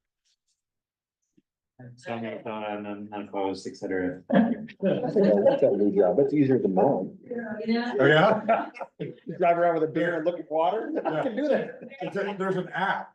You can fill in. Is it crown? How's the ditch look? Is the culvert plug? Toby took me out once. That was the longest one we've I had. think it's like 10 to 15 per So we gonna do 100-meter section. So we gonna do it? Was that- Are we gonna do it? Because they just want to be transparent about it. Keith Wilkins. I've got somebody in mind. Well, the person. Oh, this is an interesting story. It is. Like there's more and more. It seems to me something happened.